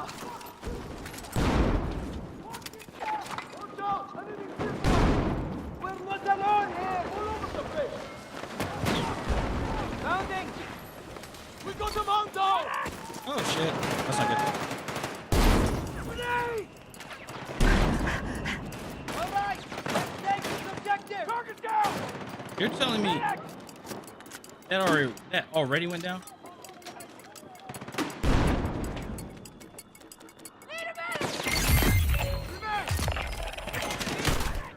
I got you! Grenade! Watch my dick! Alright, let's go! Hey, here's a med kit. Right now! Watch it there!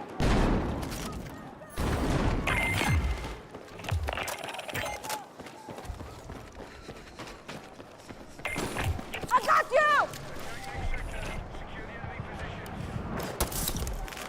I knew you had Let's my move! back! Cover short! Oh man, oh man.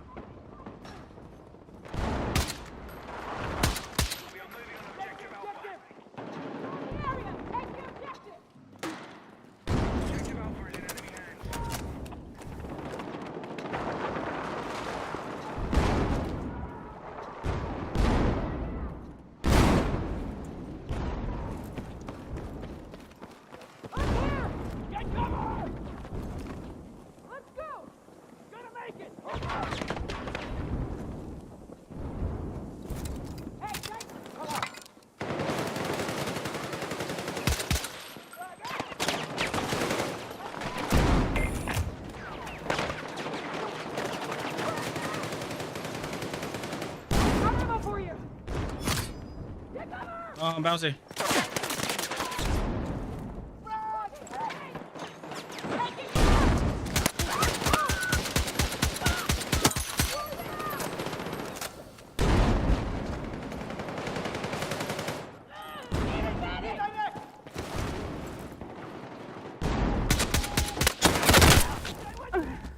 Look behind you, look behind you, look behind you, look behind you, look behind you. Thank you. Stay with me! I got you!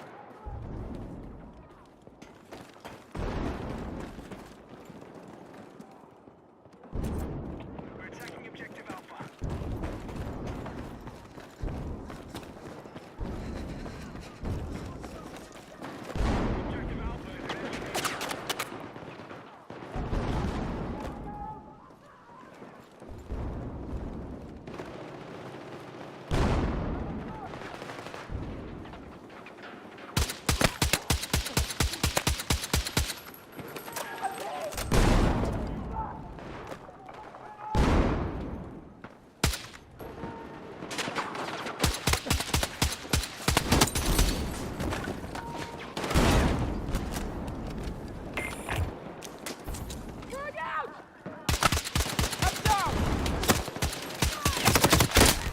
See, it's so stupid with the freaking with this M39. Because you can't just tap and like you can't like spam tap shoot or anything like that. Like, and then your bullets don't go anywhere. You have to like take your time. And with this game, it's actually hard. It's very difficult to take your time.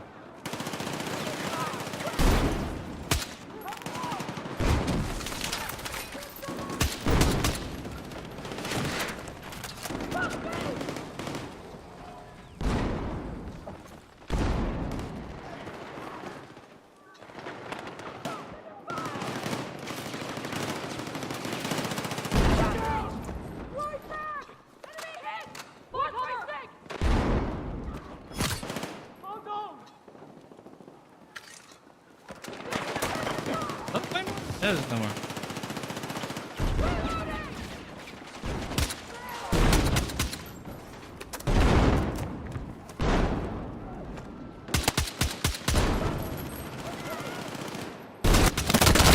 See?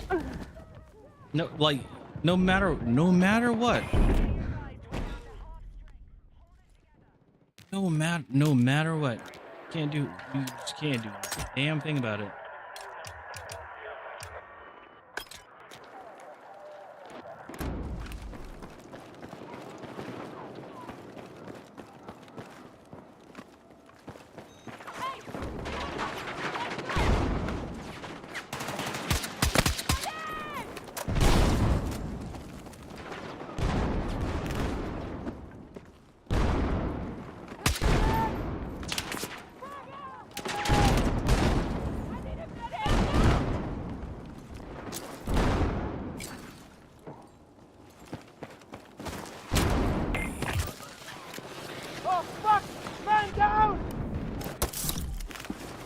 Let's move!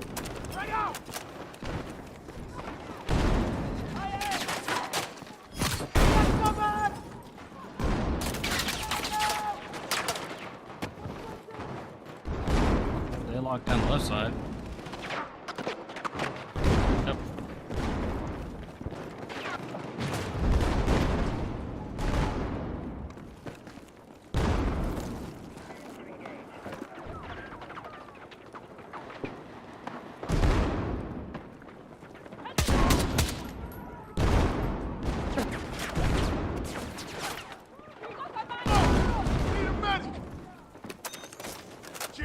Let's move!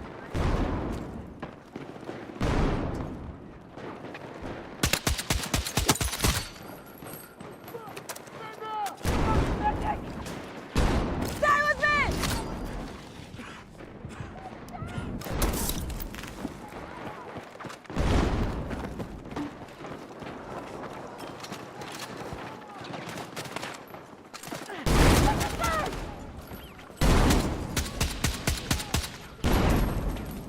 Hit the dirt!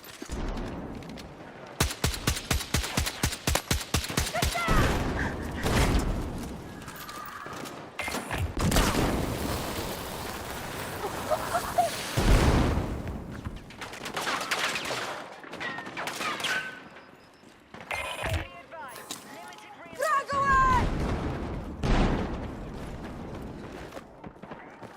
Get down!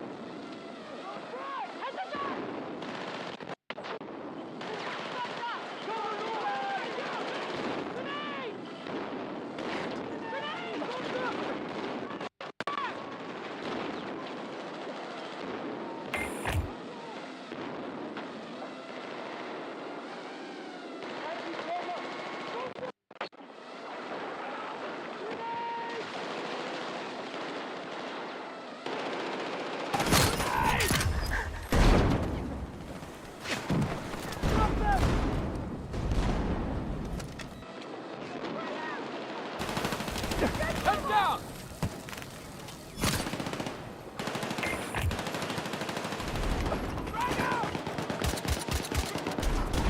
Take this ammo! I owe you one! Watch my six! Watch my six! What? Head down! I locked onto the thing 3 fucking times. I locked into it 3 damn times and it did not destroy it.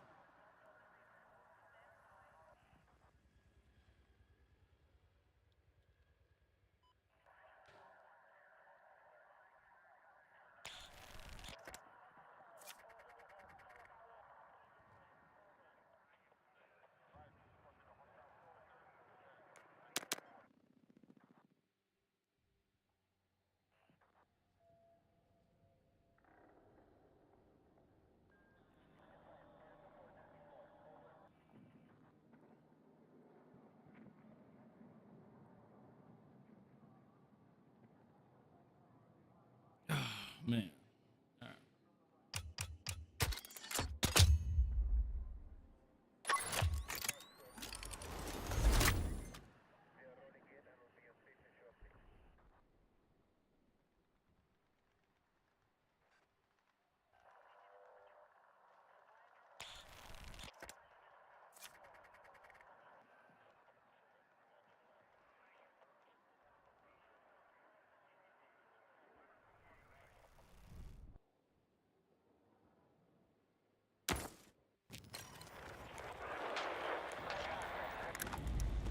All call signs, we need to push the enemy back and secure the site.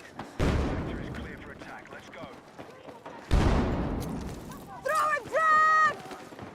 Fuck! Let's go!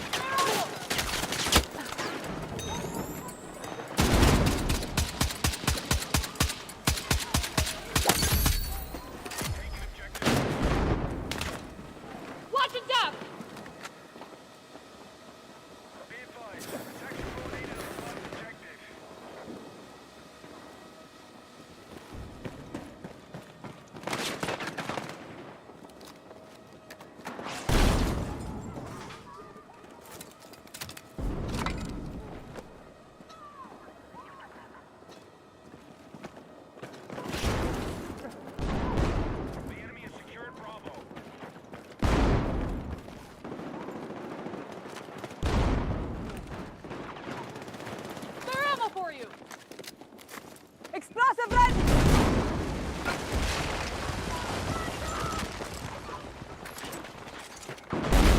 Here's spare ammo! Road break! Aye,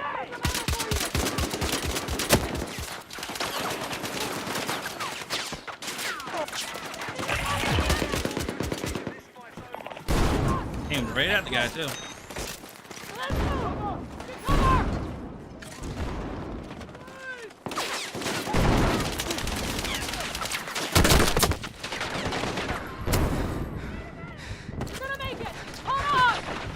was I getting shot through rubble? Don't know. Got extra med supplies!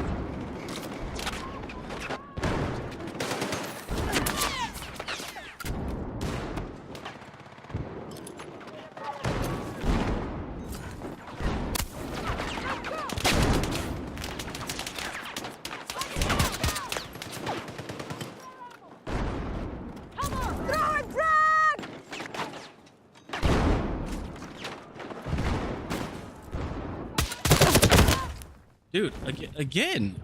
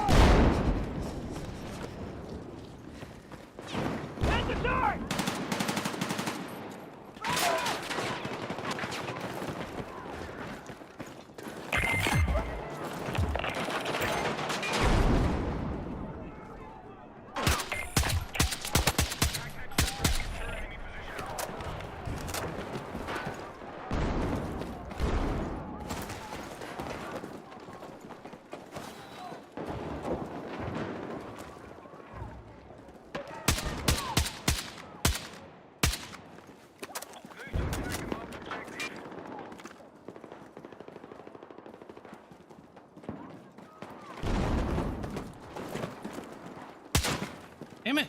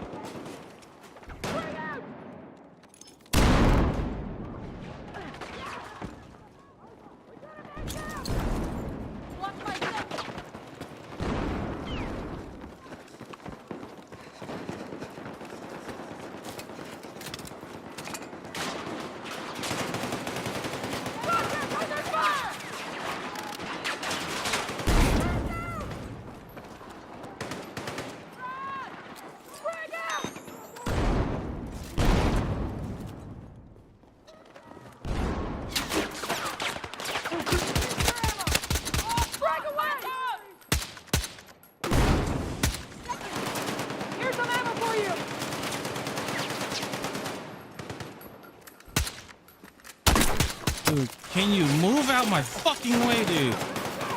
Dude. Need some ammo! Ammo over here! Take it!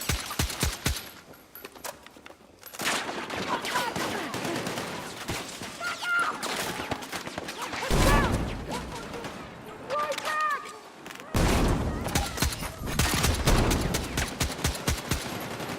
Going on! Frag out! Frag out! Spare ammo for you! Spare ammo!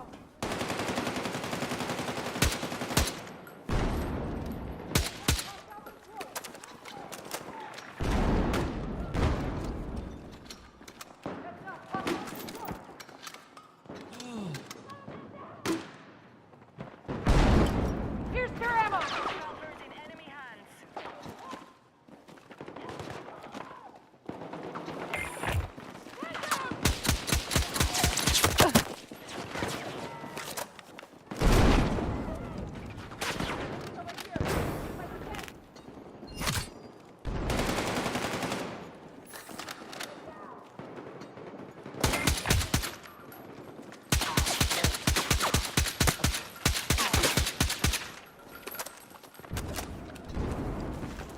Take this ammo! Frag! Stay low! Frag out!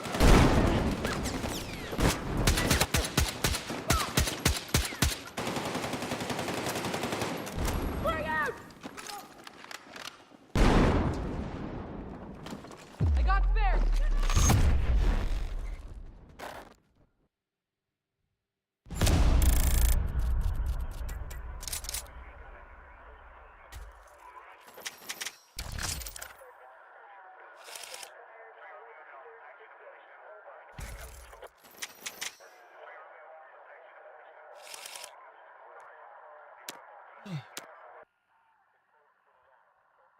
Let's see. Will it go back down to 60?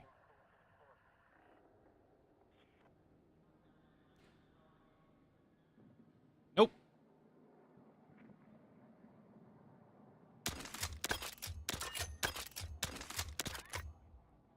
Go over here and I go to graphics.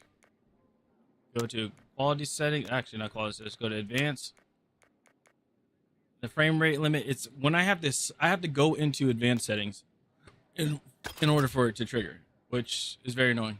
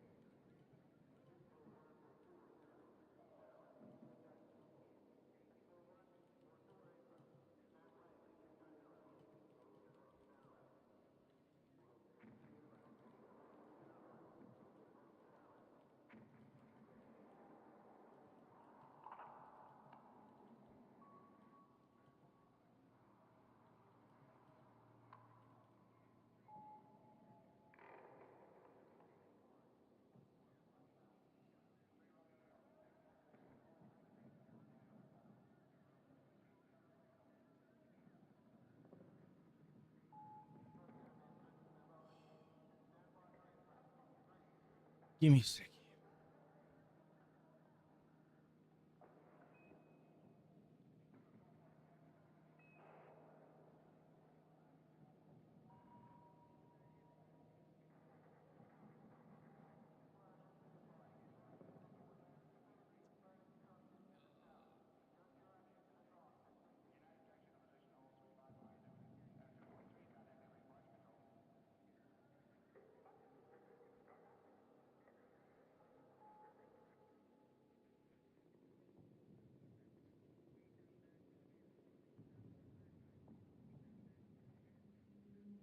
Yeah, 1 second, chat.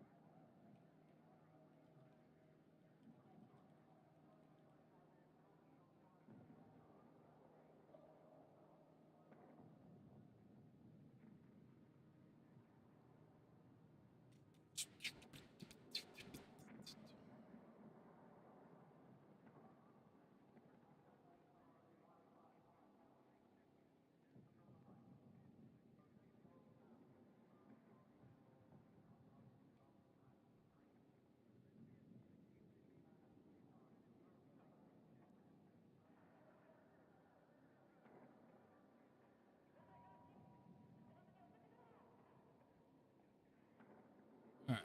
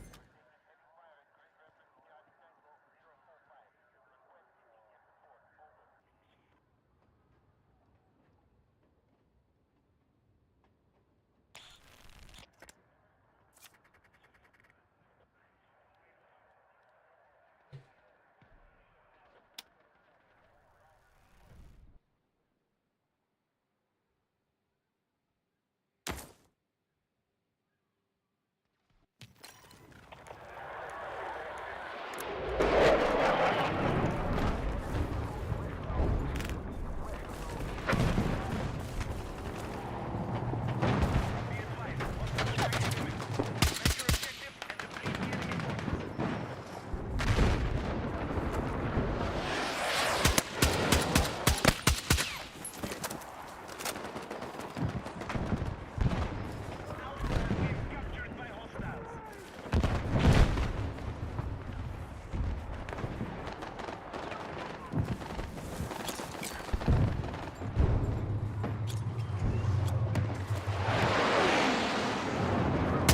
Smoke grenade. Oh.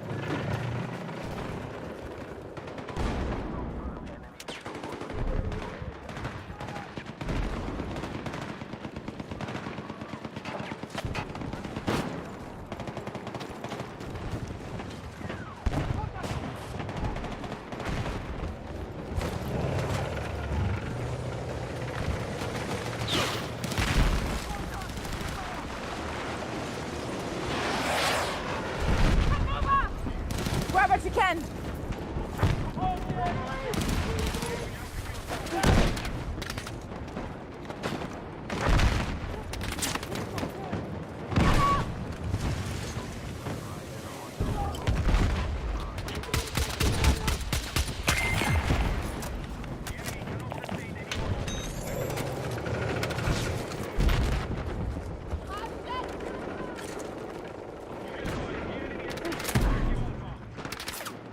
Need a medic!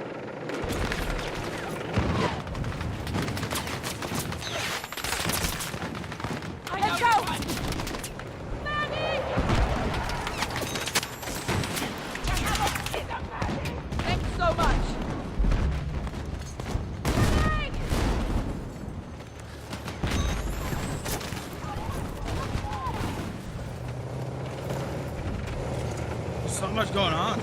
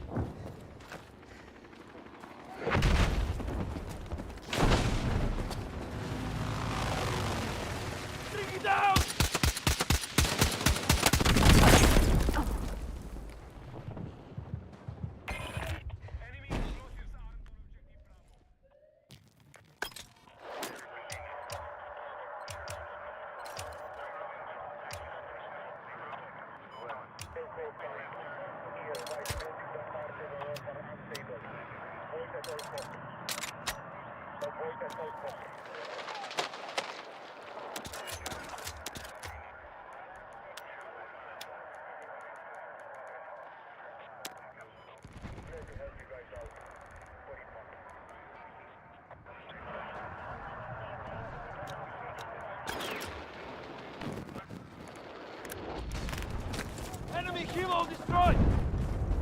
Vehicle hit!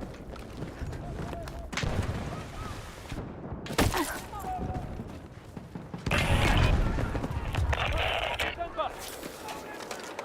Explosive set!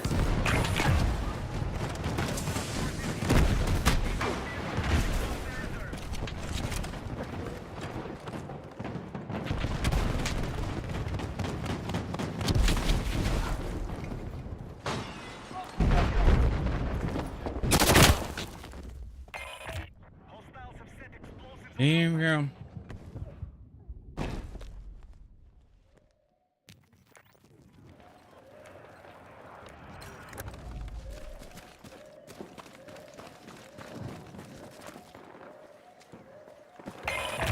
Hostiles have armed explosives on objective Bravo.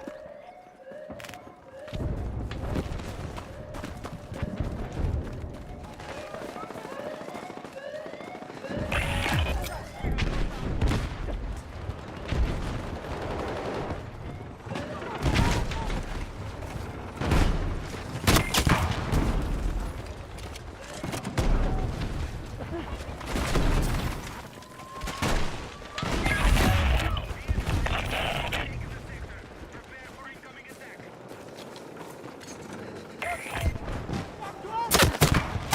We need to be ready to defend.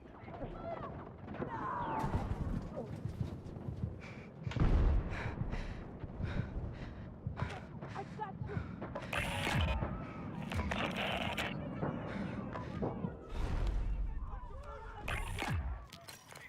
This is our final stand. Defend the sector at all costs.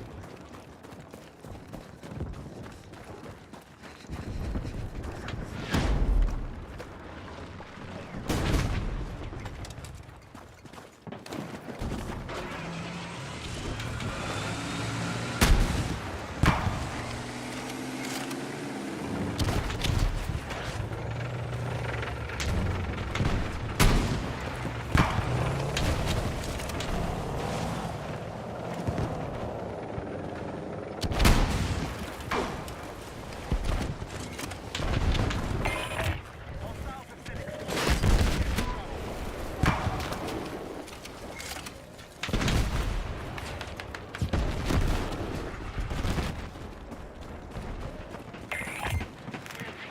explosives on Bravo. Enemy explosives on Bravo.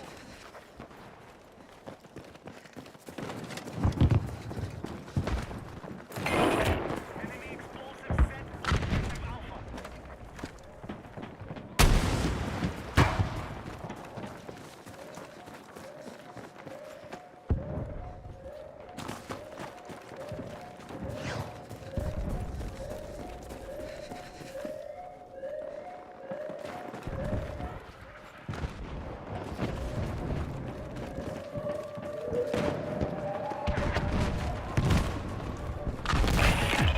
Alpha has been destroyed by hostiles.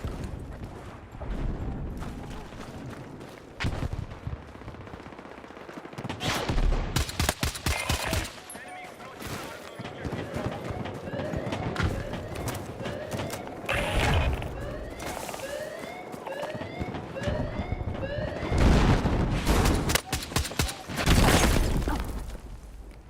There's still that chopper, or not the chopper, still that tank over there. Everybody keeps ignoring.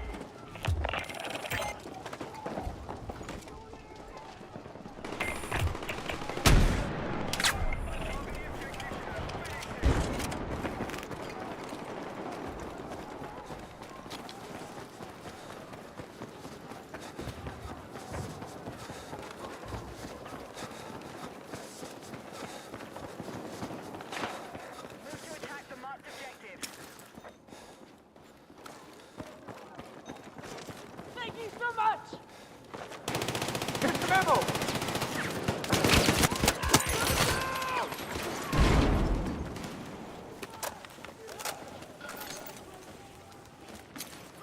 Throwing frag! Objective Bravo.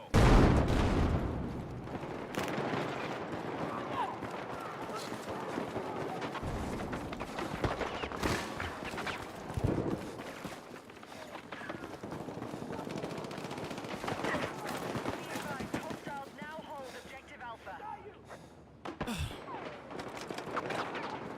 Be advised, hostiles now hold objective Alpha.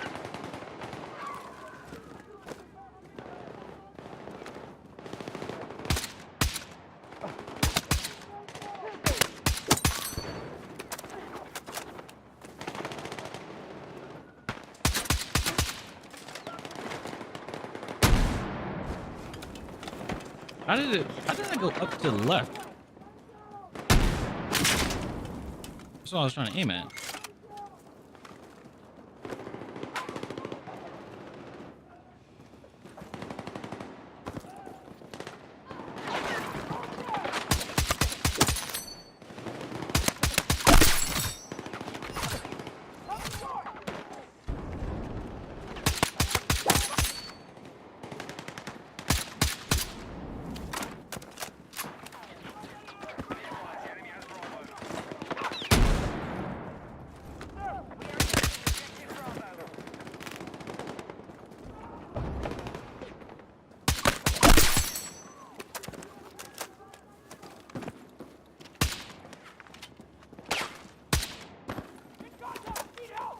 We've neutralized objective Bravo.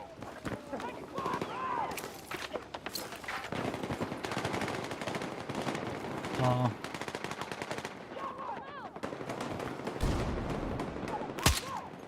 Right, objective Bravo is under our control. Support needed for this objective.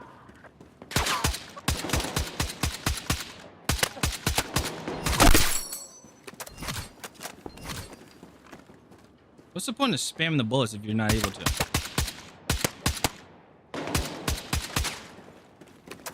Like, seriously, like, what's the point?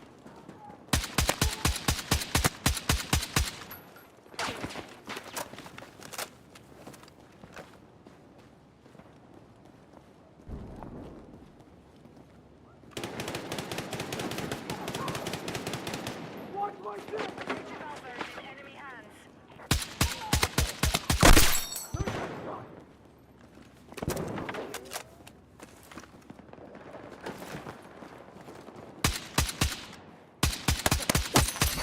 These are long range bullets too. Like, this is a long range round.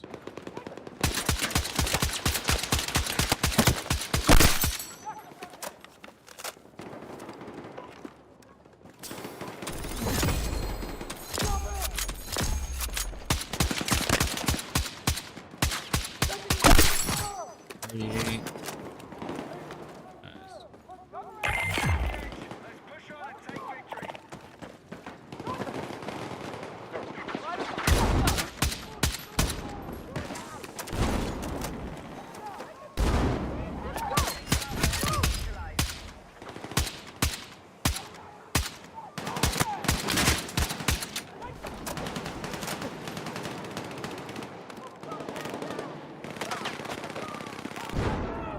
Secured Alpha. Good work. That's the fucker. Be advised, we need to Fucking fire!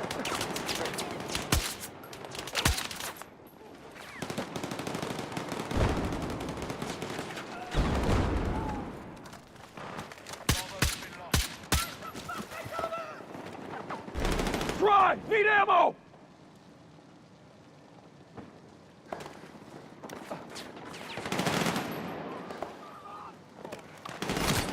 I'm out! Who's got spare ammo? Anybody.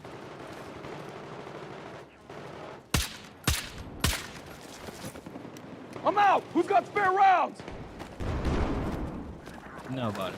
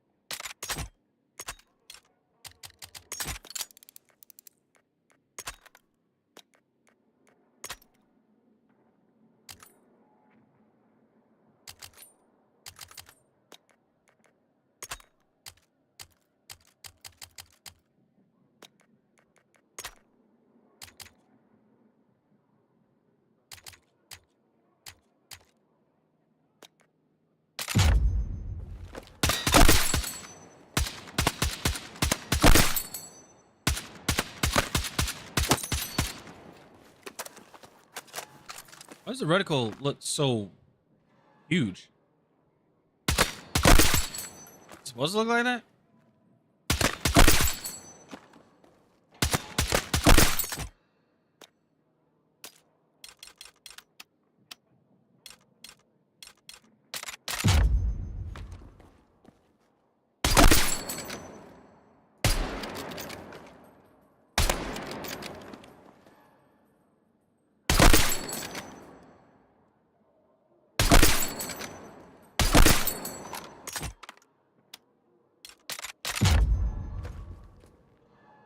Yeah. Why is it so massive?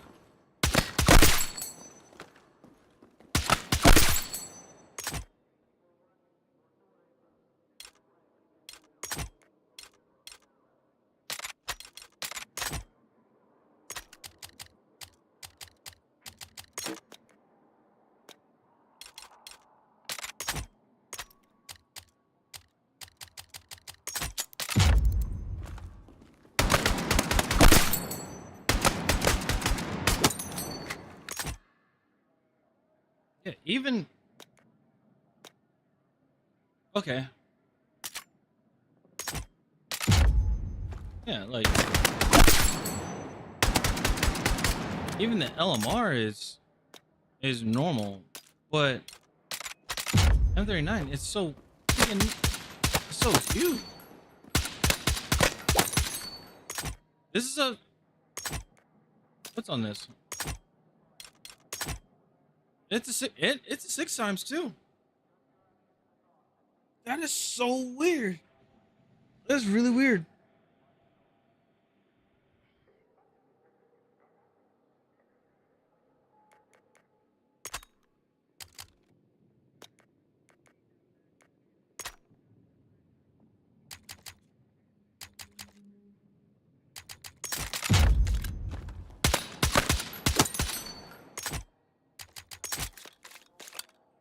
I don't know.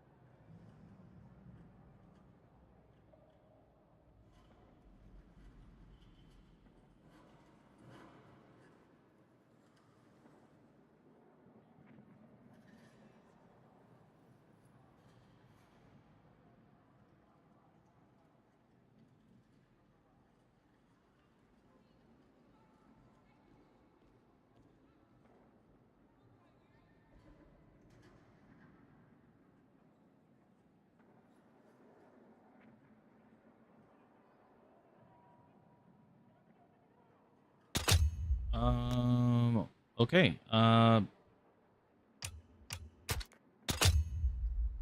Is that it for the games?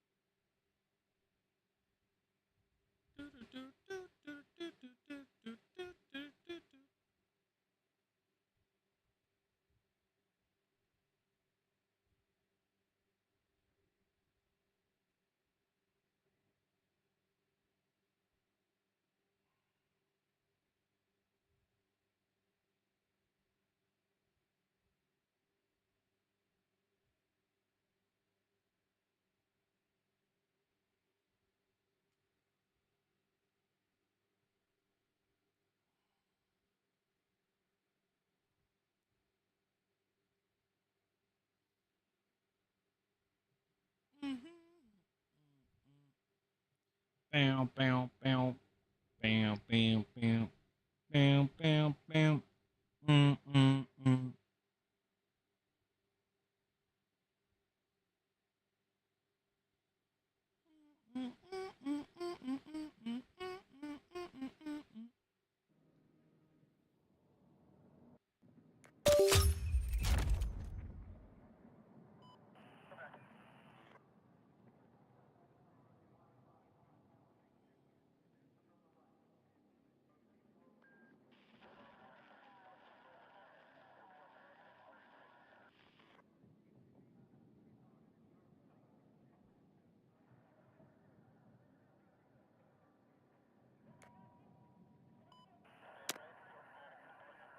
Oh.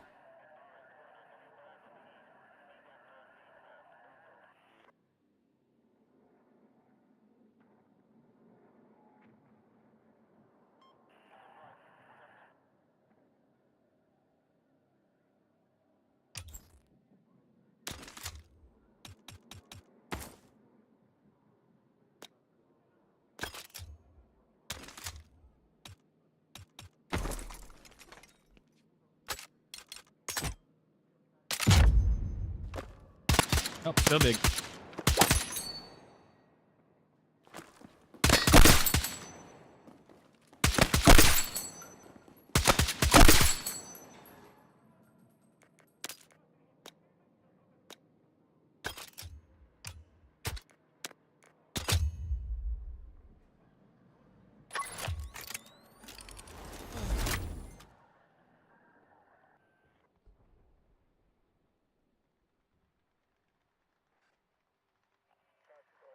Ooh, excuse me.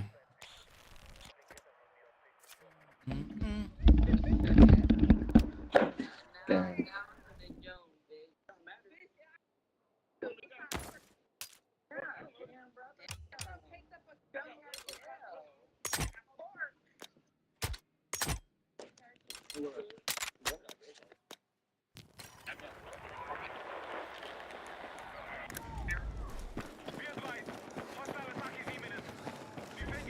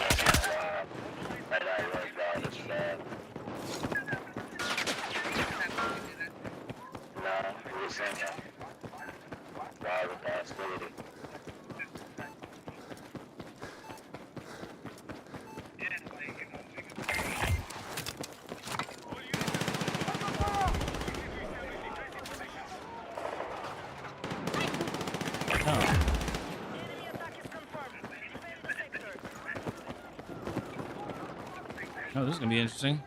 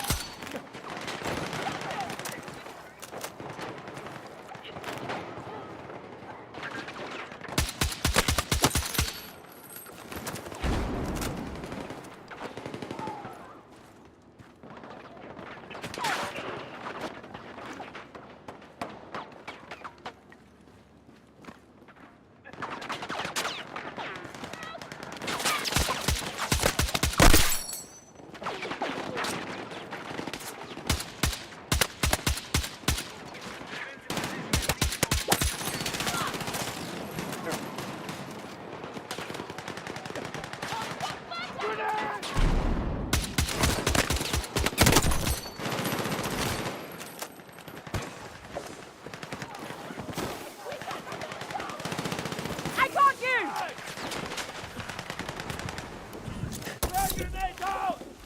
Let's move!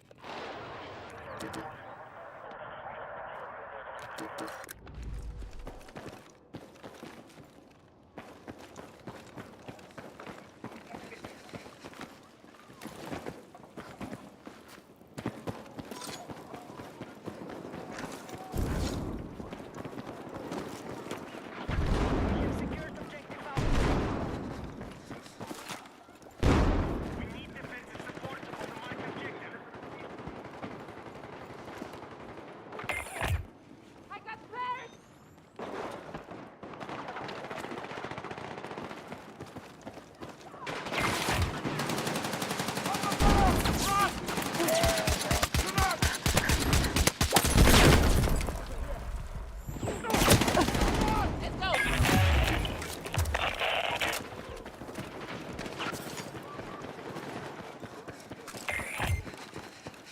Sector fallback complete. Get in position.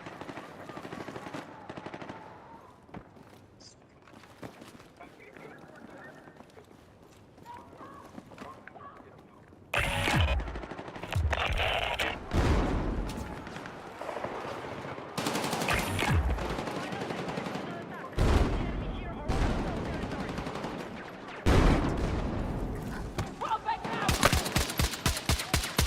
Back to our people!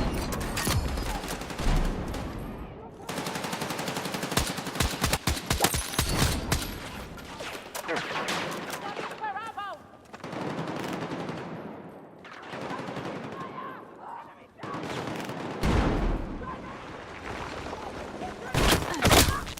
I mean, We got a man down! this is so stupid.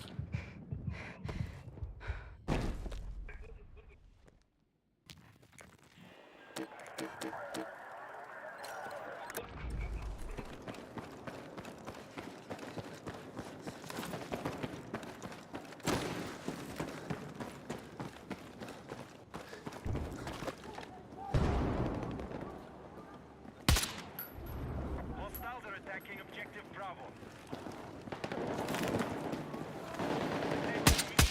Support on the marked objective.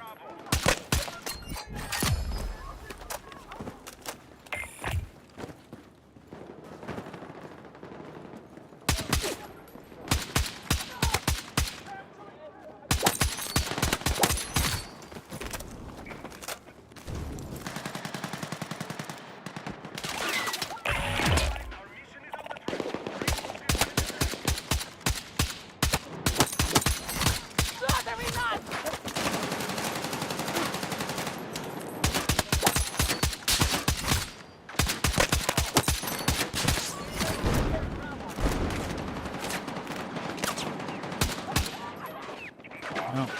For you. We lost for damn sure.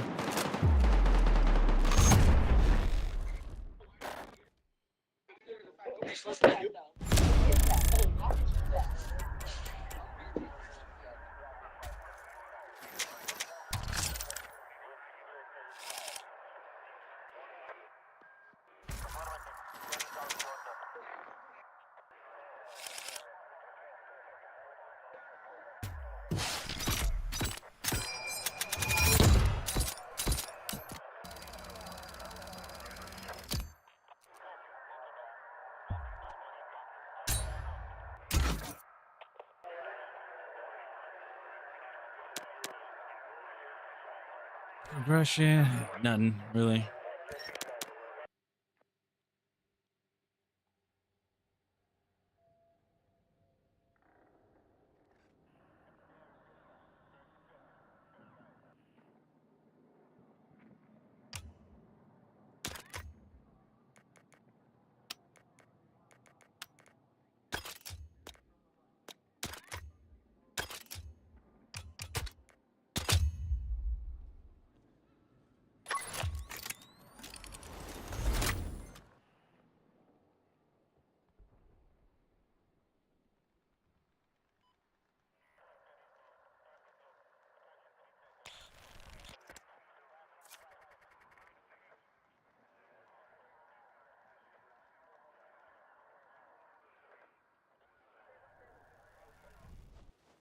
Well, I will say this: we went up 2 levels, which is good.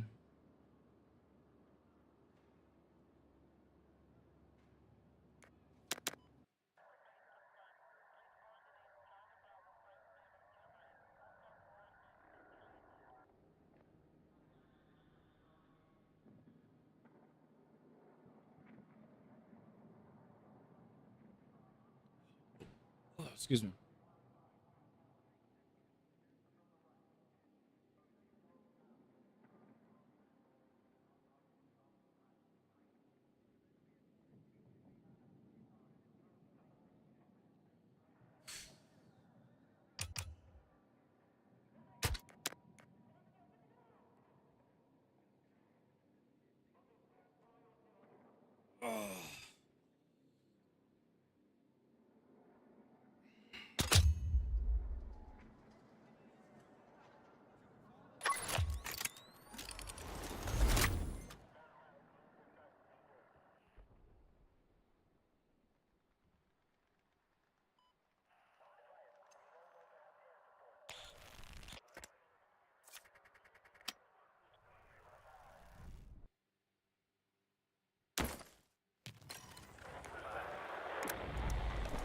All squads, begin assault to secure all hostile territory. First sector is your target. Let's take it.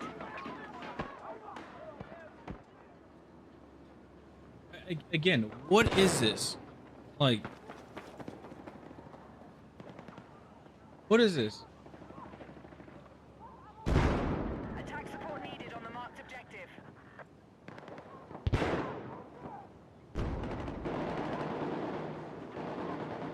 Four against six. 4 against 6. Like you cannot make this up.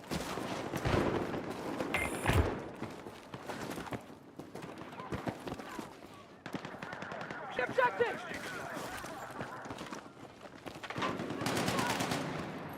Heads up, hostiles in close! Enemy swarming all around!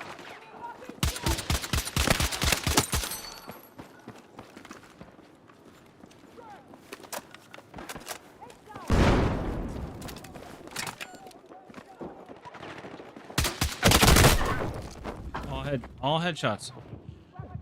All headshots. And I still lost that.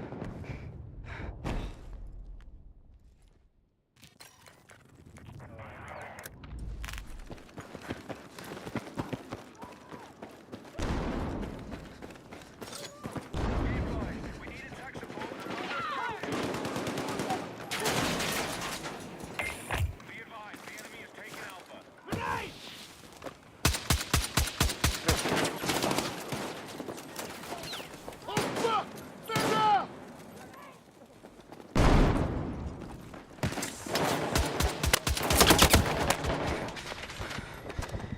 Not a kill.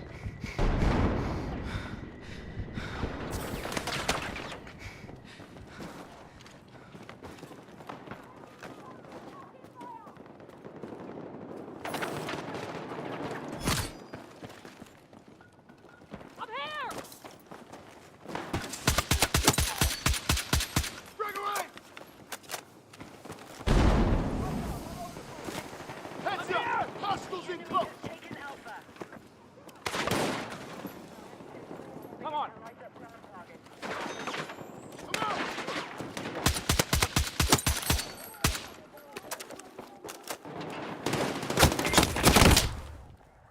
Fuck! Man down!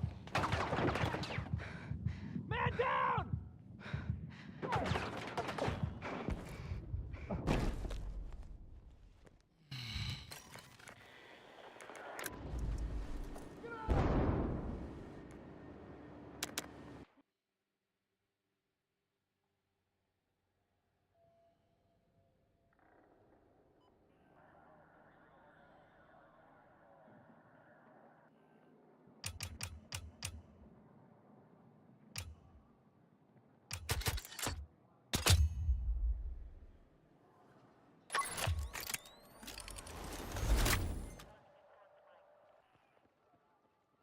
Oh my goodness.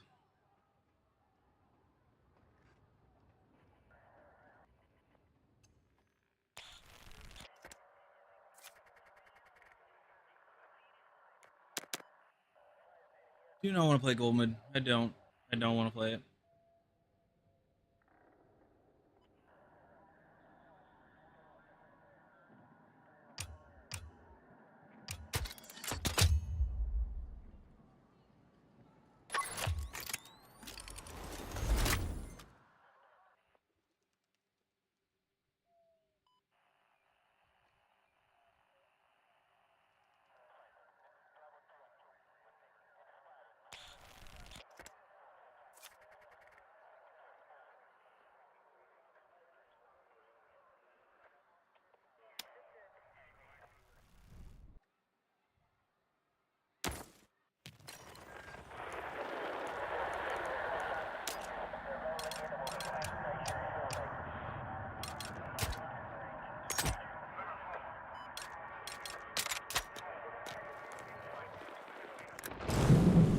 Be advised, enemy forces are moving in across multiple sectors. Break their defenses and secure all territory. Move out.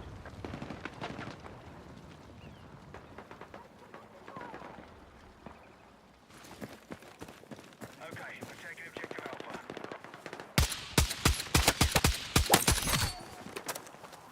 Let's look at these bot lobbies.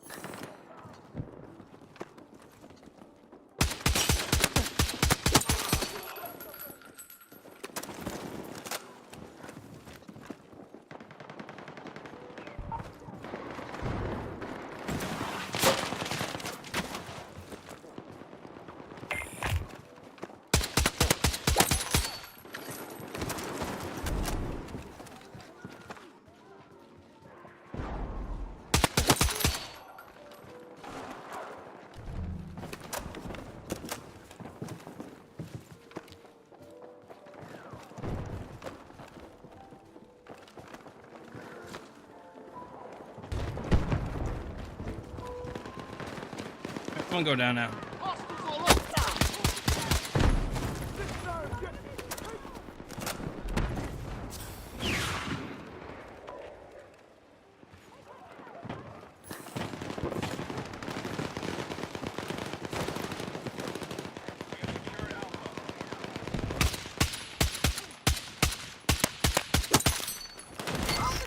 Got ammo for you!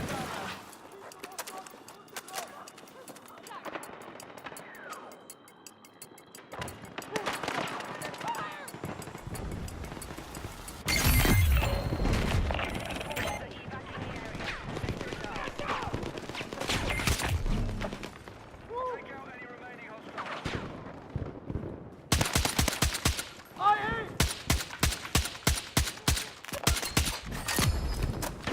Enemy tank destroyed. This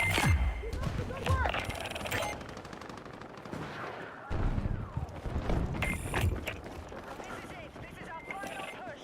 Take this sector and the site is ours.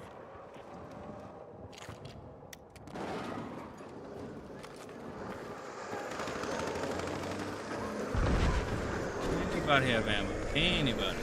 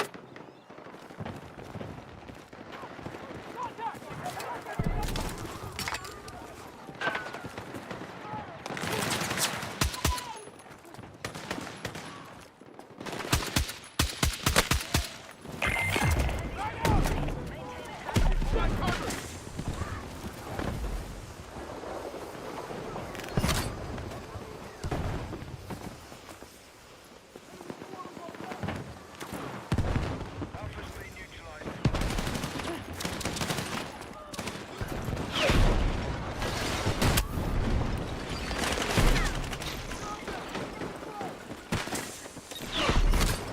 I'm over here! Take it! We got him on down! Up here! Let's go! Frog out!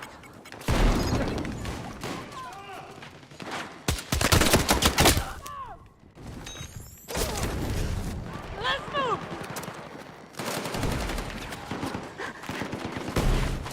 Hey, hit the net here! I need a medic! Fucking fire!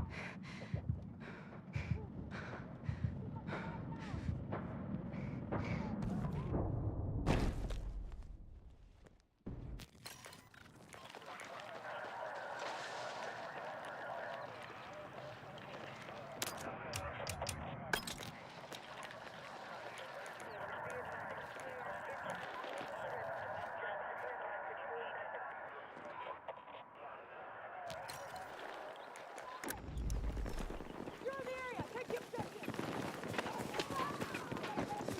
Man down!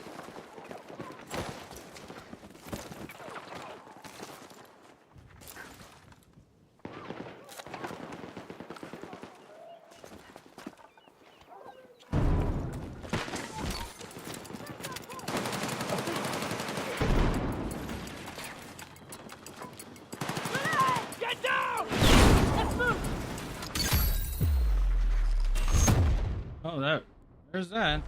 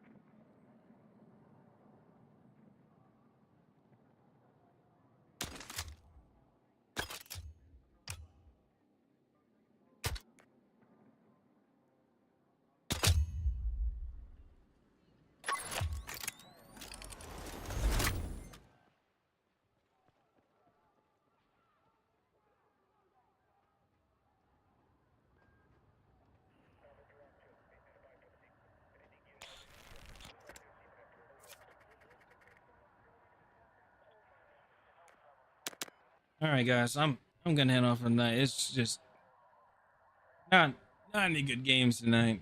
Not any good games. But I'm gonna go ahead and raid Kami. Make sure you guys go check him out. If you guys like his content, go ahead, drop him a follow, all right?